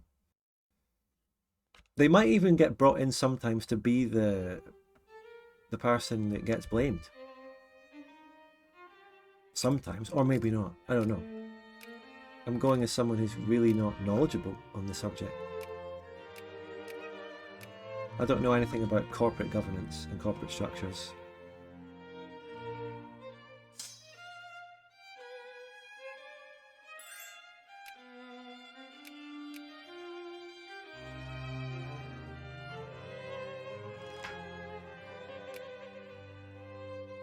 Wait a minute, did I just get a new coal province in America?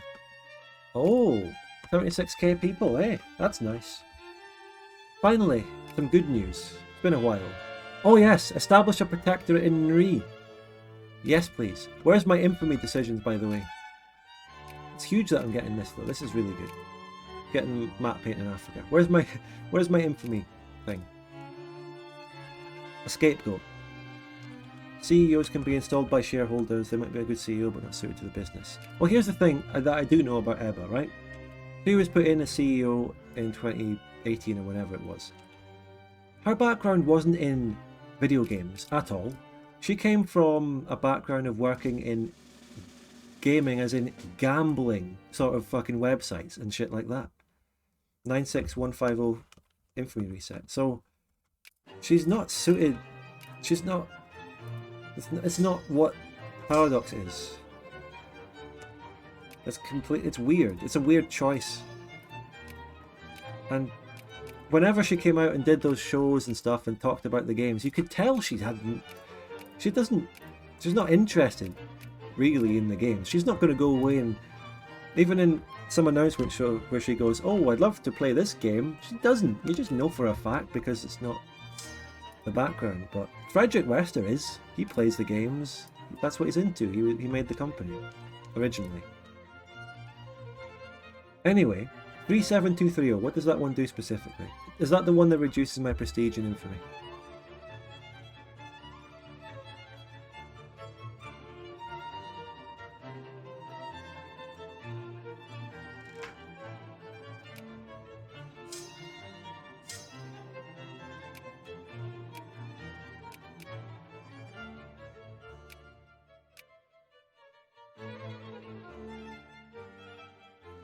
Let's test it. I've got the April autosave if things go tits up.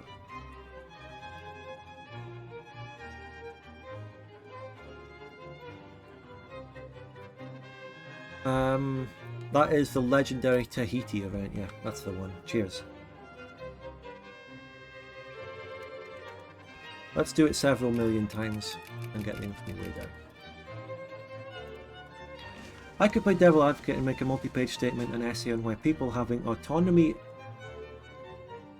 Okay, you're just writing a fucking essay that I'm not going to read. Cheers. Right, let's get... What text are we looking for here? Where is sociology, guys? Social liberal sociology. So is it a... It's going to be an invention somewhere, but we need to figure out where it is, guys. Okay, it's in social science, which is 1870. Oh god, we need to get through biologism and then grab that. It was an 1870 tech. Oh Jesus, we're so far off of it. We need to get through that. We need to get through that tech.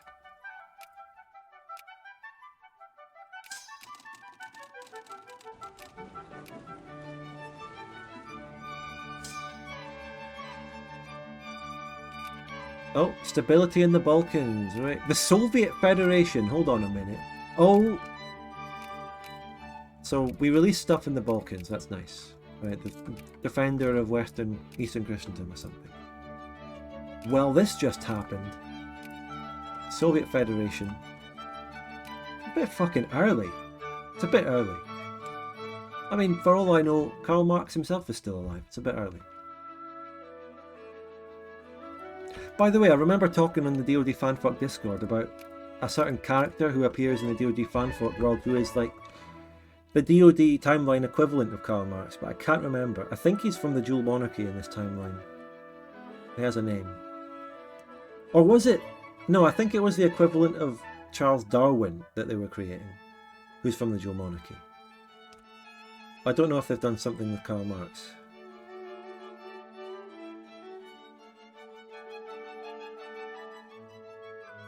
Marx died in 1883 in our world. Oh, he's just a fucking year late. Oh, he missed it.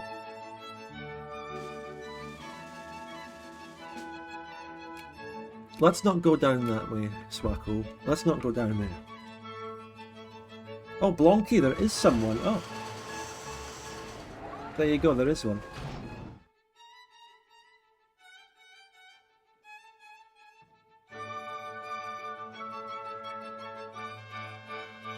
What's this? Okay. Greece! Oh, part of the Balkan events was that a tiny rump Greece island was released. Macedonia are the lords of Greece in this timeline, in this campaign.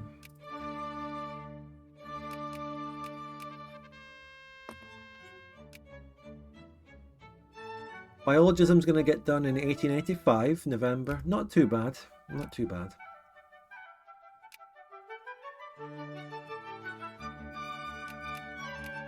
Not great, not terrible.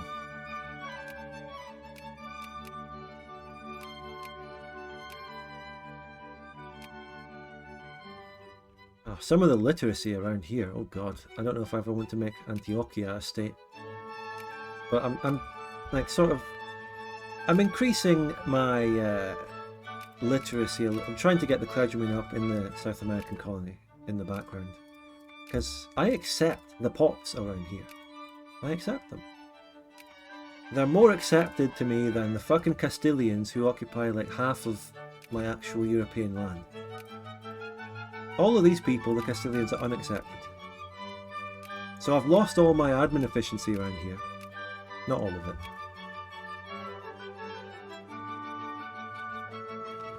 Voice of the People reference?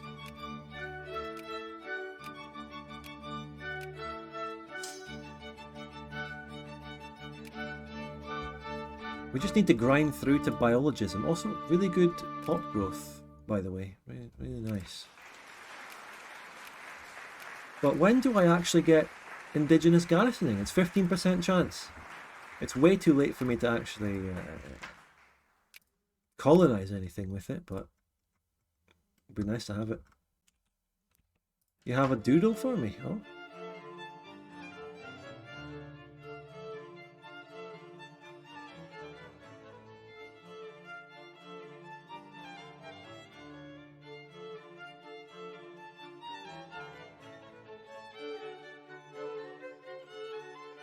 Sort of brainlet.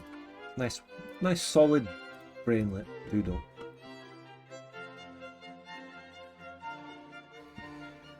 It's not majority slaves, Augie. It's they are there on about 1%, but even the majority pops are not great. We're looking at Grenadans about 8%. The only people with any kind of literacy there are the Spanish that have moved. Oh, yeah, even the Grenadans, who are the accepted main pop here, are 8%. That's dire. It's fucking dire. Well, who are the Guajiro people? There's got to be a lore behind that. Who's that?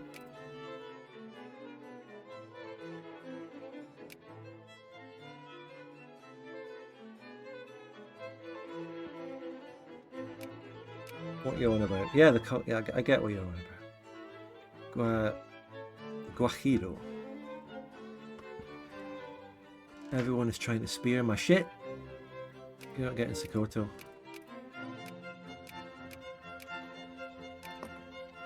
I got even more iron in Africa.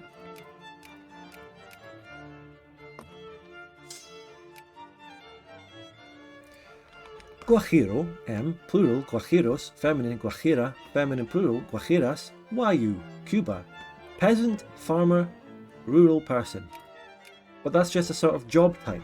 There's got to be it's a culture. There's got to be a cultural explanation. to this specific to the DoD timeline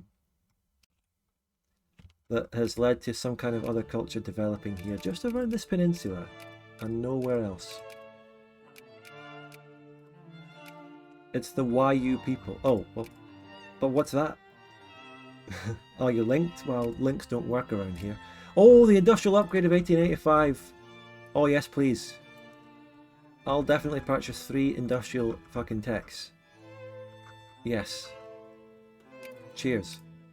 Does that give me anything other than prosperity? No. Now, subscribe everyone though. I'm seeing people with primes. They probably put their primes somewhere else. You've probably given your prime to Bokoin, haven't you? But I would appreciate them. I would love to get closer and closer to the goal of the spore game. We've kind of stagnated, right? I'm losing and gaining subs at a similar rate. You know, I'm rarely passing above 120-ish. We need to get up there. I hope I don't lose too many by the next stream. Which, by the way, I'd like to play Raft with Piechucker as the next stream on. I'm going to say Tuesday right now, but I don't know exactly. Oh, for fuck's sake. Oh, Jesus fucking H Christ, what are we doing now? We have to fight Sokoto. Okay. We'll do it. What now? You know, what next? We're fighting Sokoto because they refused, because they think they're stronger than me. So I'm aiming to do Raft on Tuesday, but that is completely dependent on what Paichaka can manage. We were going to play it on Sunday, actually. We were planning to, but unfortunately Paichaka was a bit ill. So I took the evening just editing Bavaria Part 18. Didn't stream this instead. No wait, this is Sunday. It was supposed to be today. Was I thinking of Saturday or a different day? Wait, I was thinking of Friday. I'm getting the days completely mixed up, because the discussion stream was on Thursday, and I offered Paichaka, do you want to play Raft on Friday, the next day? And he was too ill for that day. This is Sunday, and I'm playing this now. I didn't play this on Friday like I planned. There you go. I'm definitely not a brainlet there.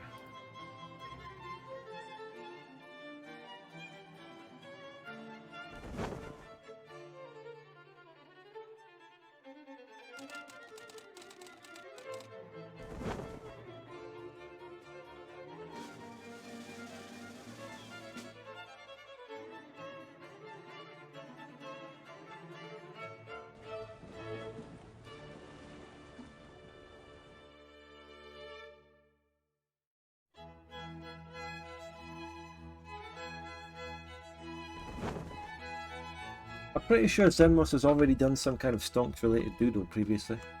There must be something like it out there. There's open TTD doodles.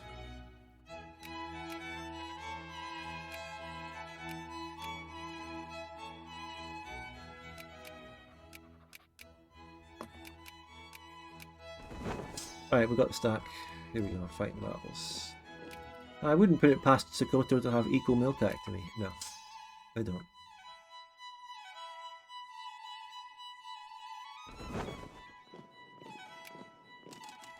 Wait, where did I just lose a battle? Where did I just lose a battle? Did I just lose a battle somewhere? Am I fighting rebels? What's going on? Could anyone remind me where that battle was? I missed it. What happened?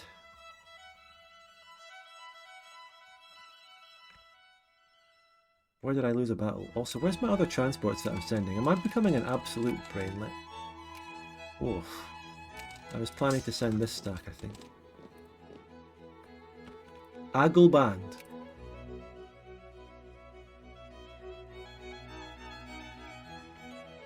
Shit, I don't know. Is it down here in the combat? We have attacked... Ah, here we go. Oh my god, it didn't go to, but it was in India. It was this. It was one single newly built artillery piece coming down to my rally point that died. Good to have the information. There we go. We learned. Right, we finally got indigenous garrisoning. Can we now compete? No. Fuck, we just lost our position. Well, I'm going to try and get Togo. Right. We're getting the scraps. I've lost everything here. Fucking Scandinavia.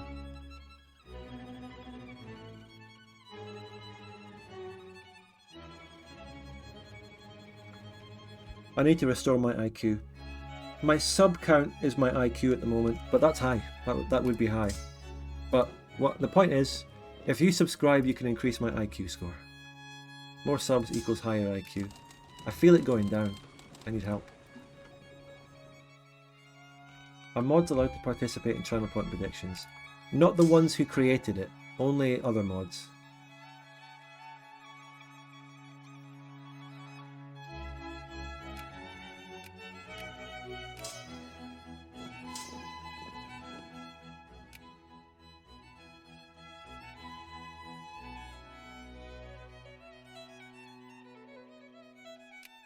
Anything crazy? The Bohemia has disappeared in favour of Czechia.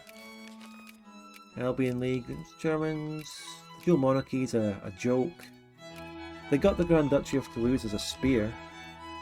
The Soviet Federation is kind of alright. They don't have major cores anywhere to get.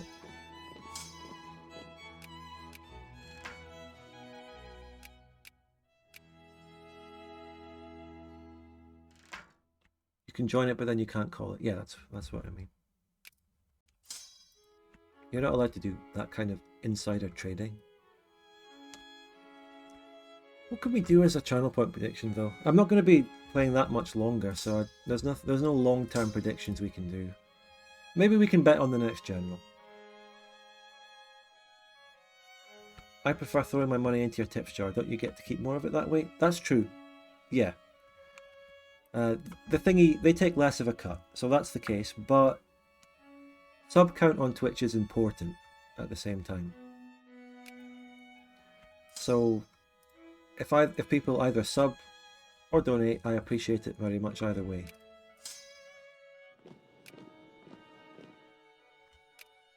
That's a really good general. 2-4.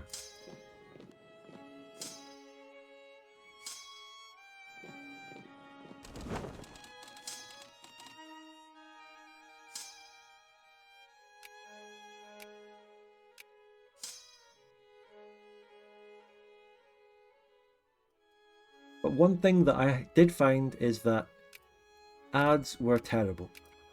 I used to play adverts a lot on my multiplayer streams, do little ad breaks. And then I took a glance at my revenue breakdowns and it was like 2%. Ad revenue was giving me like 2 or 3% of it. Subs and everything else, Prime, sub, all of these were all way more. So I just stopped playing ads completely. But I used to talk about it a lot, but there is a system on Twitch where people get pre-roll ads no matter what. And if I play an ad break during the stream manually, this turns off pre-roll ads for about 20 minutes. Pre-roll ads can be very annoying for people coming to click on the stream and try to watch initially. I feel like people might click on me to watch it, then you get an ad and then they go, ah, you know what I want.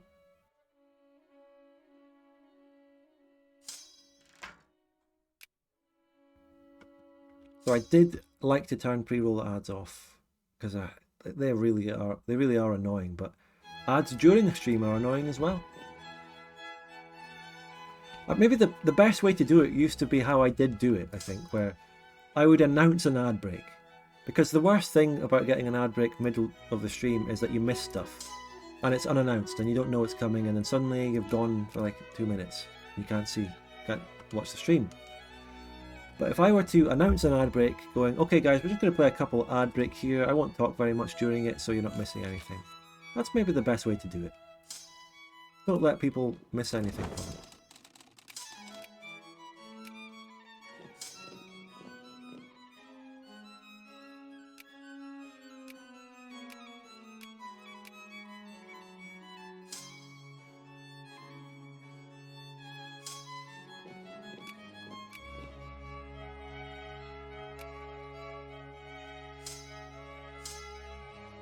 I don't know if I can turn ads completely off, as in I just got a fucking army mutiny.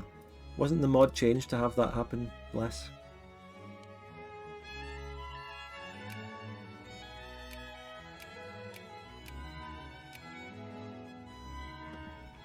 If I could, I would turn even pre-roll ads off and just not bother with ads at all on Twitch, but it kind of comes with the turf of being an affiliate. They have to be on somewhere, so it is what it is. Do you think a 100% ad stream with everyone talking bollocks and taking the piss out of the ads would work? No, because A, everyone gets different ads, and B, no one's going to actually tune in and watch that. I got back into Vic2MP, gave it another shot. The small server I'm in, the only one who can host can't until June. Oh well. Maybe you'll have to look elsewhere. New place has dynamic public IP.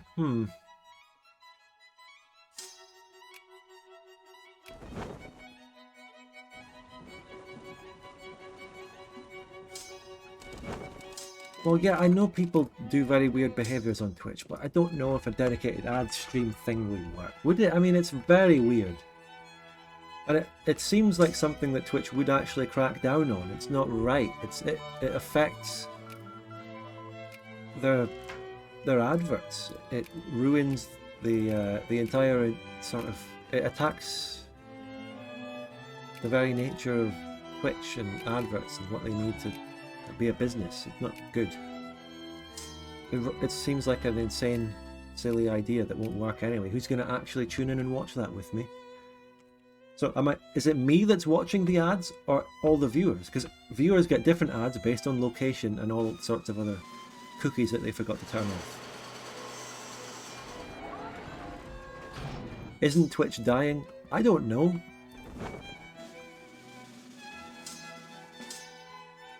It's a business model that doesn't seem to be profitable, and they're constantly trying to chop and change the rules to try and get more money or change the percentages people get here and there.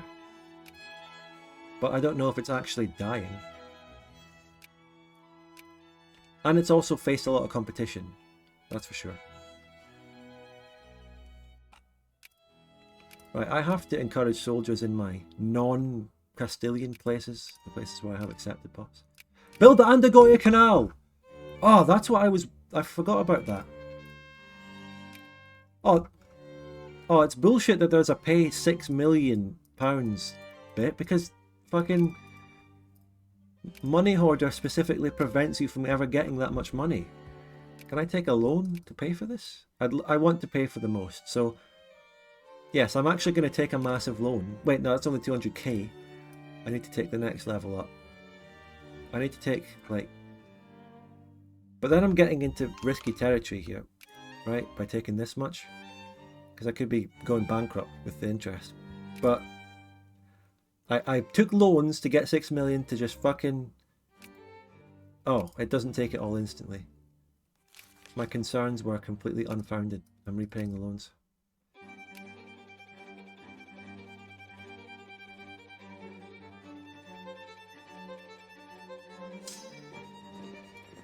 But yeah, look, I don't know. You know me, right? I don't have much to comment on the wider issues. I don't know about Paradox's CEO, corporate governorship. I don't know about Twitch as a business and what they're doing. All I'm here to do is do my thing and try to just exist here in my tiny little niche and provide entertainment and engage with you amazing people. That's it, really.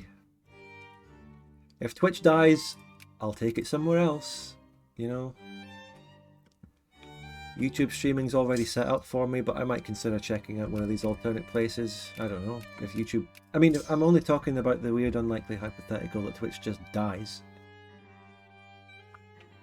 But I mean, for fuck's sake, they've got Amazon backing them. Nothing that has the backing of Amazon can die. Can it? Really?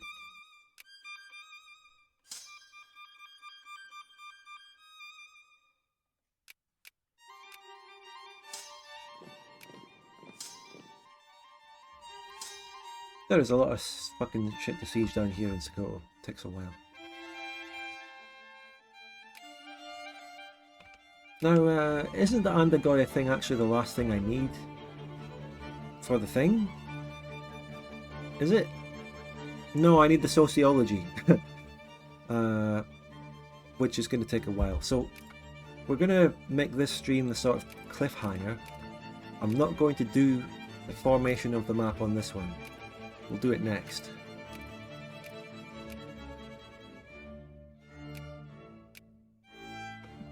We'll form the map on the next session, guys, sorry, and it'll be later in the week. I'm going to do Raft on Tuesday, and then I might do another session of this on Thursday or Friday, I don't know. I don't know if it's that likely. Possibly I might do it on Saturday. It's just because I'm focusing my time on editing Bavaria Part 18.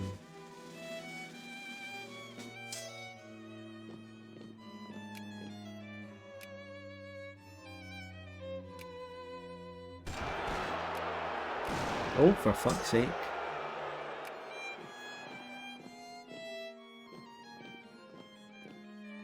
I mean, come on, Havana. I accept the pops here. Or at least the majority of them.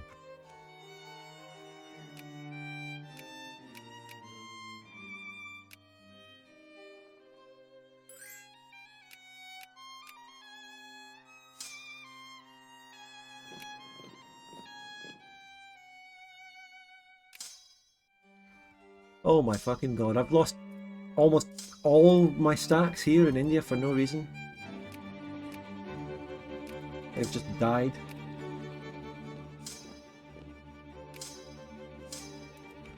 Oh, fucking hell. Oh, that's all of the Marathi pops in this state fucking rebelled. Mutinied. That's just annoying. It's nothing more than annoying. It's really, that's it. It's just annoying bullshit. And there's more rebellions shit happening. Oh. Ugh. Oh, what's this bullshit now? Latin Empire versus the Nubian Confederation over Lhasa, and it's a white piece, wow. And another question, right? Where the actual fuck is the Civil War? I want rid of the fucking Fuero event. Jesus Christ. Where is this? Mean time to fuck off.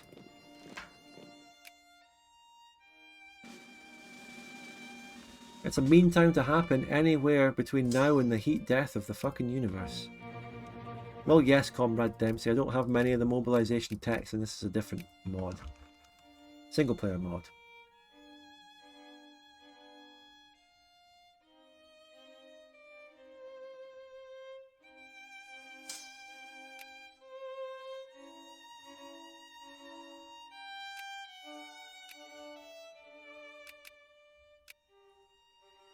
Actually though, I mean, there's no specific cliffhanger, but next session we're going to finish this tech, get the Andagoya Canal, and then try and form the Hispanian map, and maybe the Civil War might happen, who knows? It might not happen. It's definitely a feature of DoD fanfork that they blue ball you with things not happening. The Prussian Council Republic has risen up here against Scandinavia. Well, that just happened. Alright. We outro. We chat. What's happening? Did someone... Oh, I missed a comment. I think Subpartitle previously asked if you had a suggestion for OpenVic. Well, you go to the OpenVic Discord. There's a forum feature called Suggestions. And you can post a little thread in there with your suggestion. And it will be looked at, answered, and potentially added to a document. Now, obviously, you know that the stage of the project's at. We're not adding new ideas and features yet, and we're focusing on compatibility mode. I went over that earlier. But if you have suggestions, if you have any ideas, please put them in. Because we do take note of them, we do read them, and we do add them to a spreadsheet. They are going to be there. And when the project reaches the stage, then they'll be properly looked at. Maybe one day I'll have time to work on OpenVic. Well, you know the situation with compatibility mode and out of the box mode anyway, so.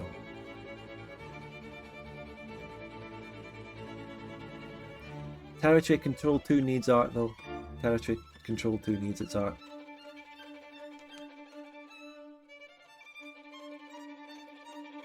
Wait, should I finish? I should finish the Sokoto War before I go. That was what I was doing. It's just dragging on so long that I've kind of forgotten about it. I'm nearly done with this shit. We'll do... And now also NDA project that I'm not at liberty to discuss. Ooh! Look at you!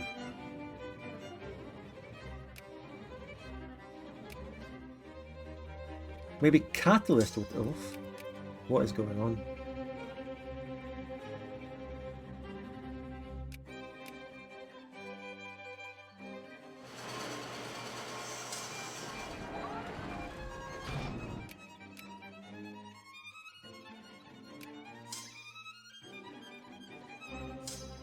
How much can you say, right? Is it something related to the general sphere that I operate in this kind of thing? Or is it something different? Can you say that? And it's okay if you can't.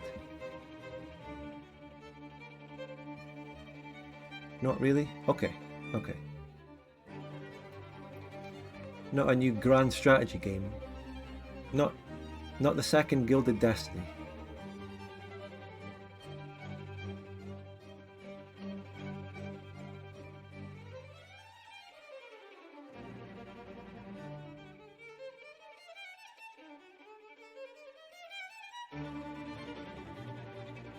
Not grand strategy, okay. Alright. Dakota War. Come on, nearly there, nearly there.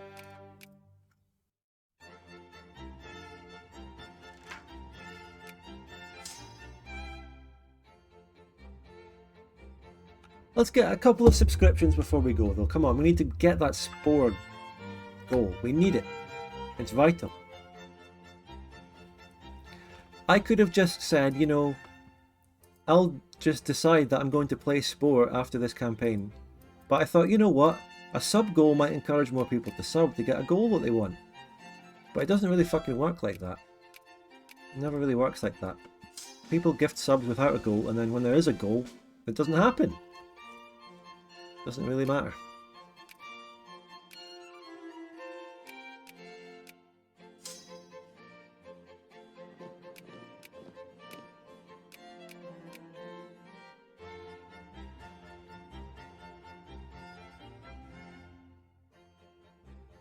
Right, very nice.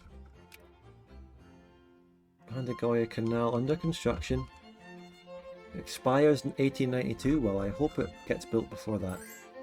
I don't think I could live with myself if it takes that long. After spending the maximum amount of money on it. Also, question, where is the rest of the chat? I mean, it's nice to talk to Jenny, but isn't there anyone else here as well?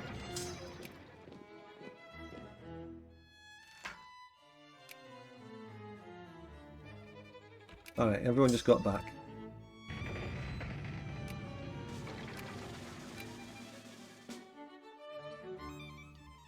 We're wrapping up soon.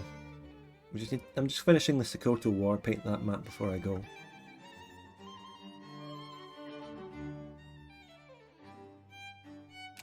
Oh, more army mutinies? Yeah, cool. Cool, cool, cool. Yes, very nice. Is India just a liability?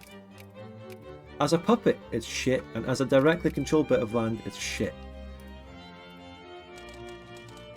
You know, right now on my Discord, there's an ongoing challenge that was posted in memes. You drop yourself in Google Maps in a random point in India and see if there's a pile of rubbish. And there almost always is. That's the current challenge. There's a decision at the beginning to turn them off. Well, shit. Is it? You mean the army mutinies? Is there not still a way to turn them off later? And if it was a decision at the start of the game, I also still blame you for not telling me then, for the record. It is also still your fault there. 100%. 100% your fault. All of you. Subscribe duty done. Oh, thank you. There we go. Cheers, mate. Thanks. 2 months, whatever. Amazing.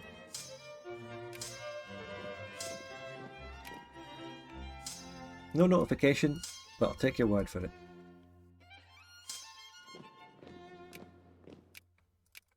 come on, piece me out, piece me out.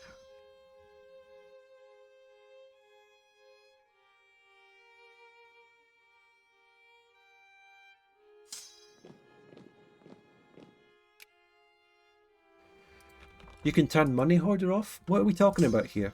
I'm talking about army mutinies. I want them off. We'll see about that.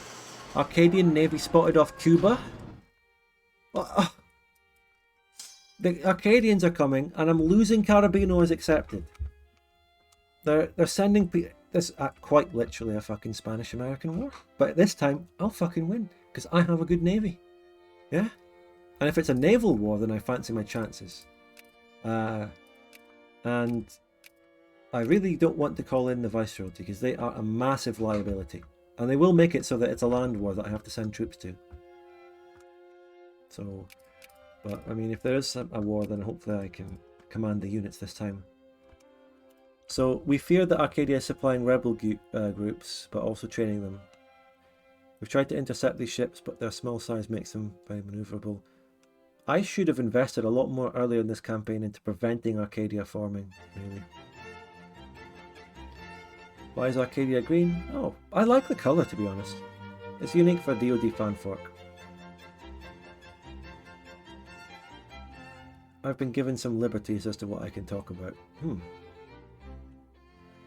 So, well, from now on, yeah, let's do something about that. I've just lost Carabino as accepted. There's ships spotted off the coast of Cuba. Oh god. Better lose the acceptance of the Carabino people's cultural, position in my country. Oh no.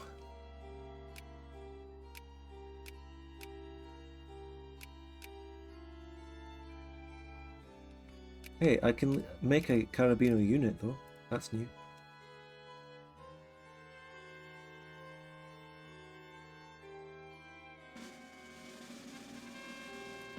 The Republic of Cuba.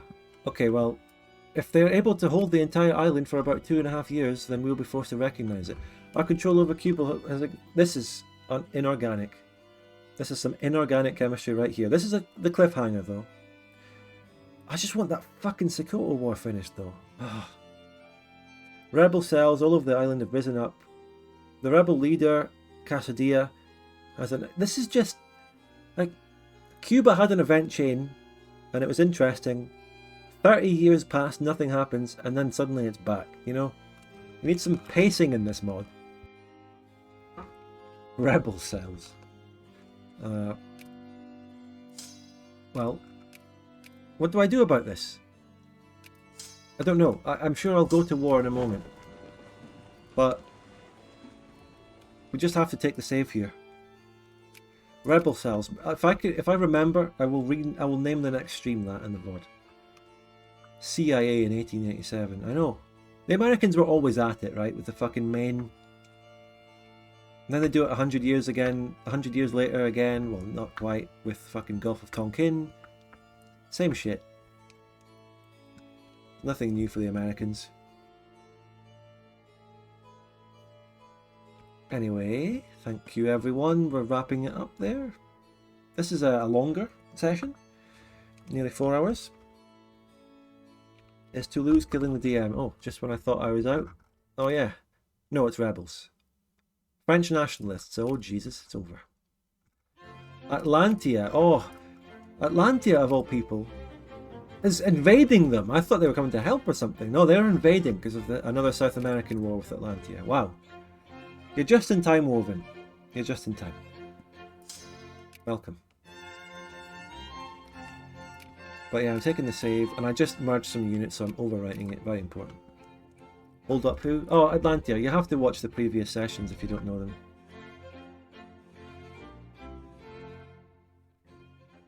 So, well, that was a good session. We had a time of troubles, and we had a time of many annoying things that pissed me off. But still, we made it. And I don't even want to look at that part of the world. This place has been a liability and a thorn in my side. Especially fucking Patani! Oh my god. Fuck that place.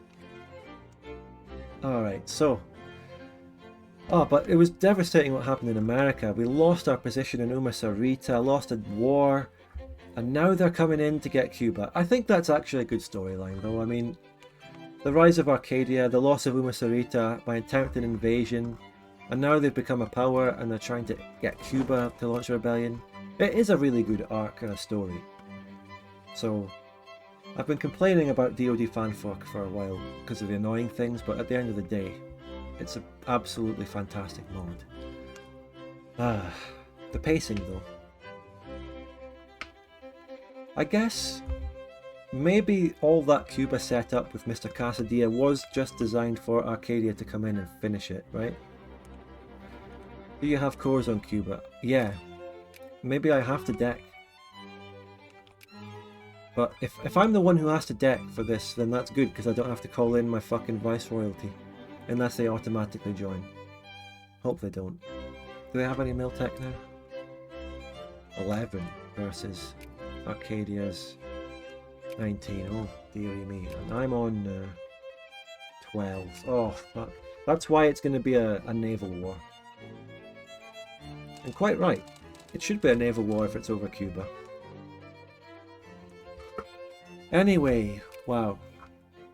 I mean, I had them accepted, right? I had them fucking accepted. At least I have an army right there, ready to go in on them. There is a sense of urgency about Cuba, though, because I think there's a deadline of 2 years. Do you think the event meant that if I don't attack them for 2 years, then we have to recognize them? Or is it that they have to exist for 2 years? Because that could be tough. If I have to fight Arcadia for it. Although I could probably separate piece them out. Either way, there's a lot of good stuff building up for the next session either way. That damn civil war, that is just, I don't know, it's like, again, with the truck that never quite crashes. GIF. Just on repeat. All stream. Finish the war within 2 years. Okay, that's... We have to really get that going at the immediate start of next session then.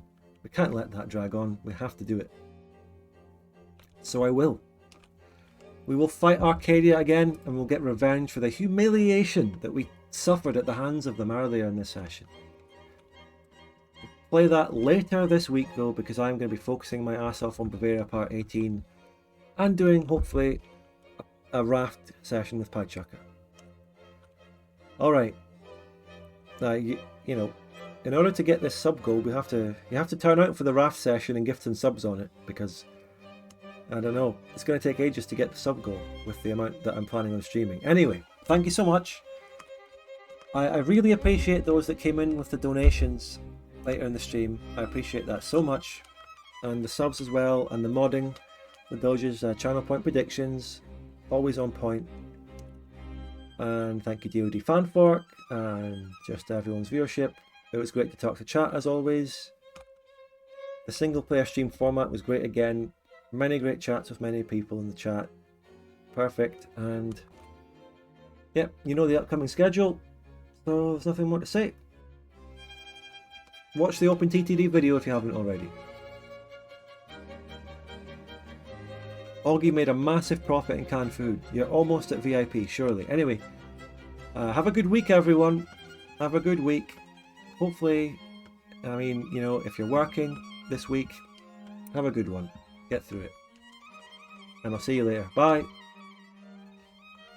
Oh yeah, by the way, I don't have my end screen artwork on this PC, so enjoy the black screen.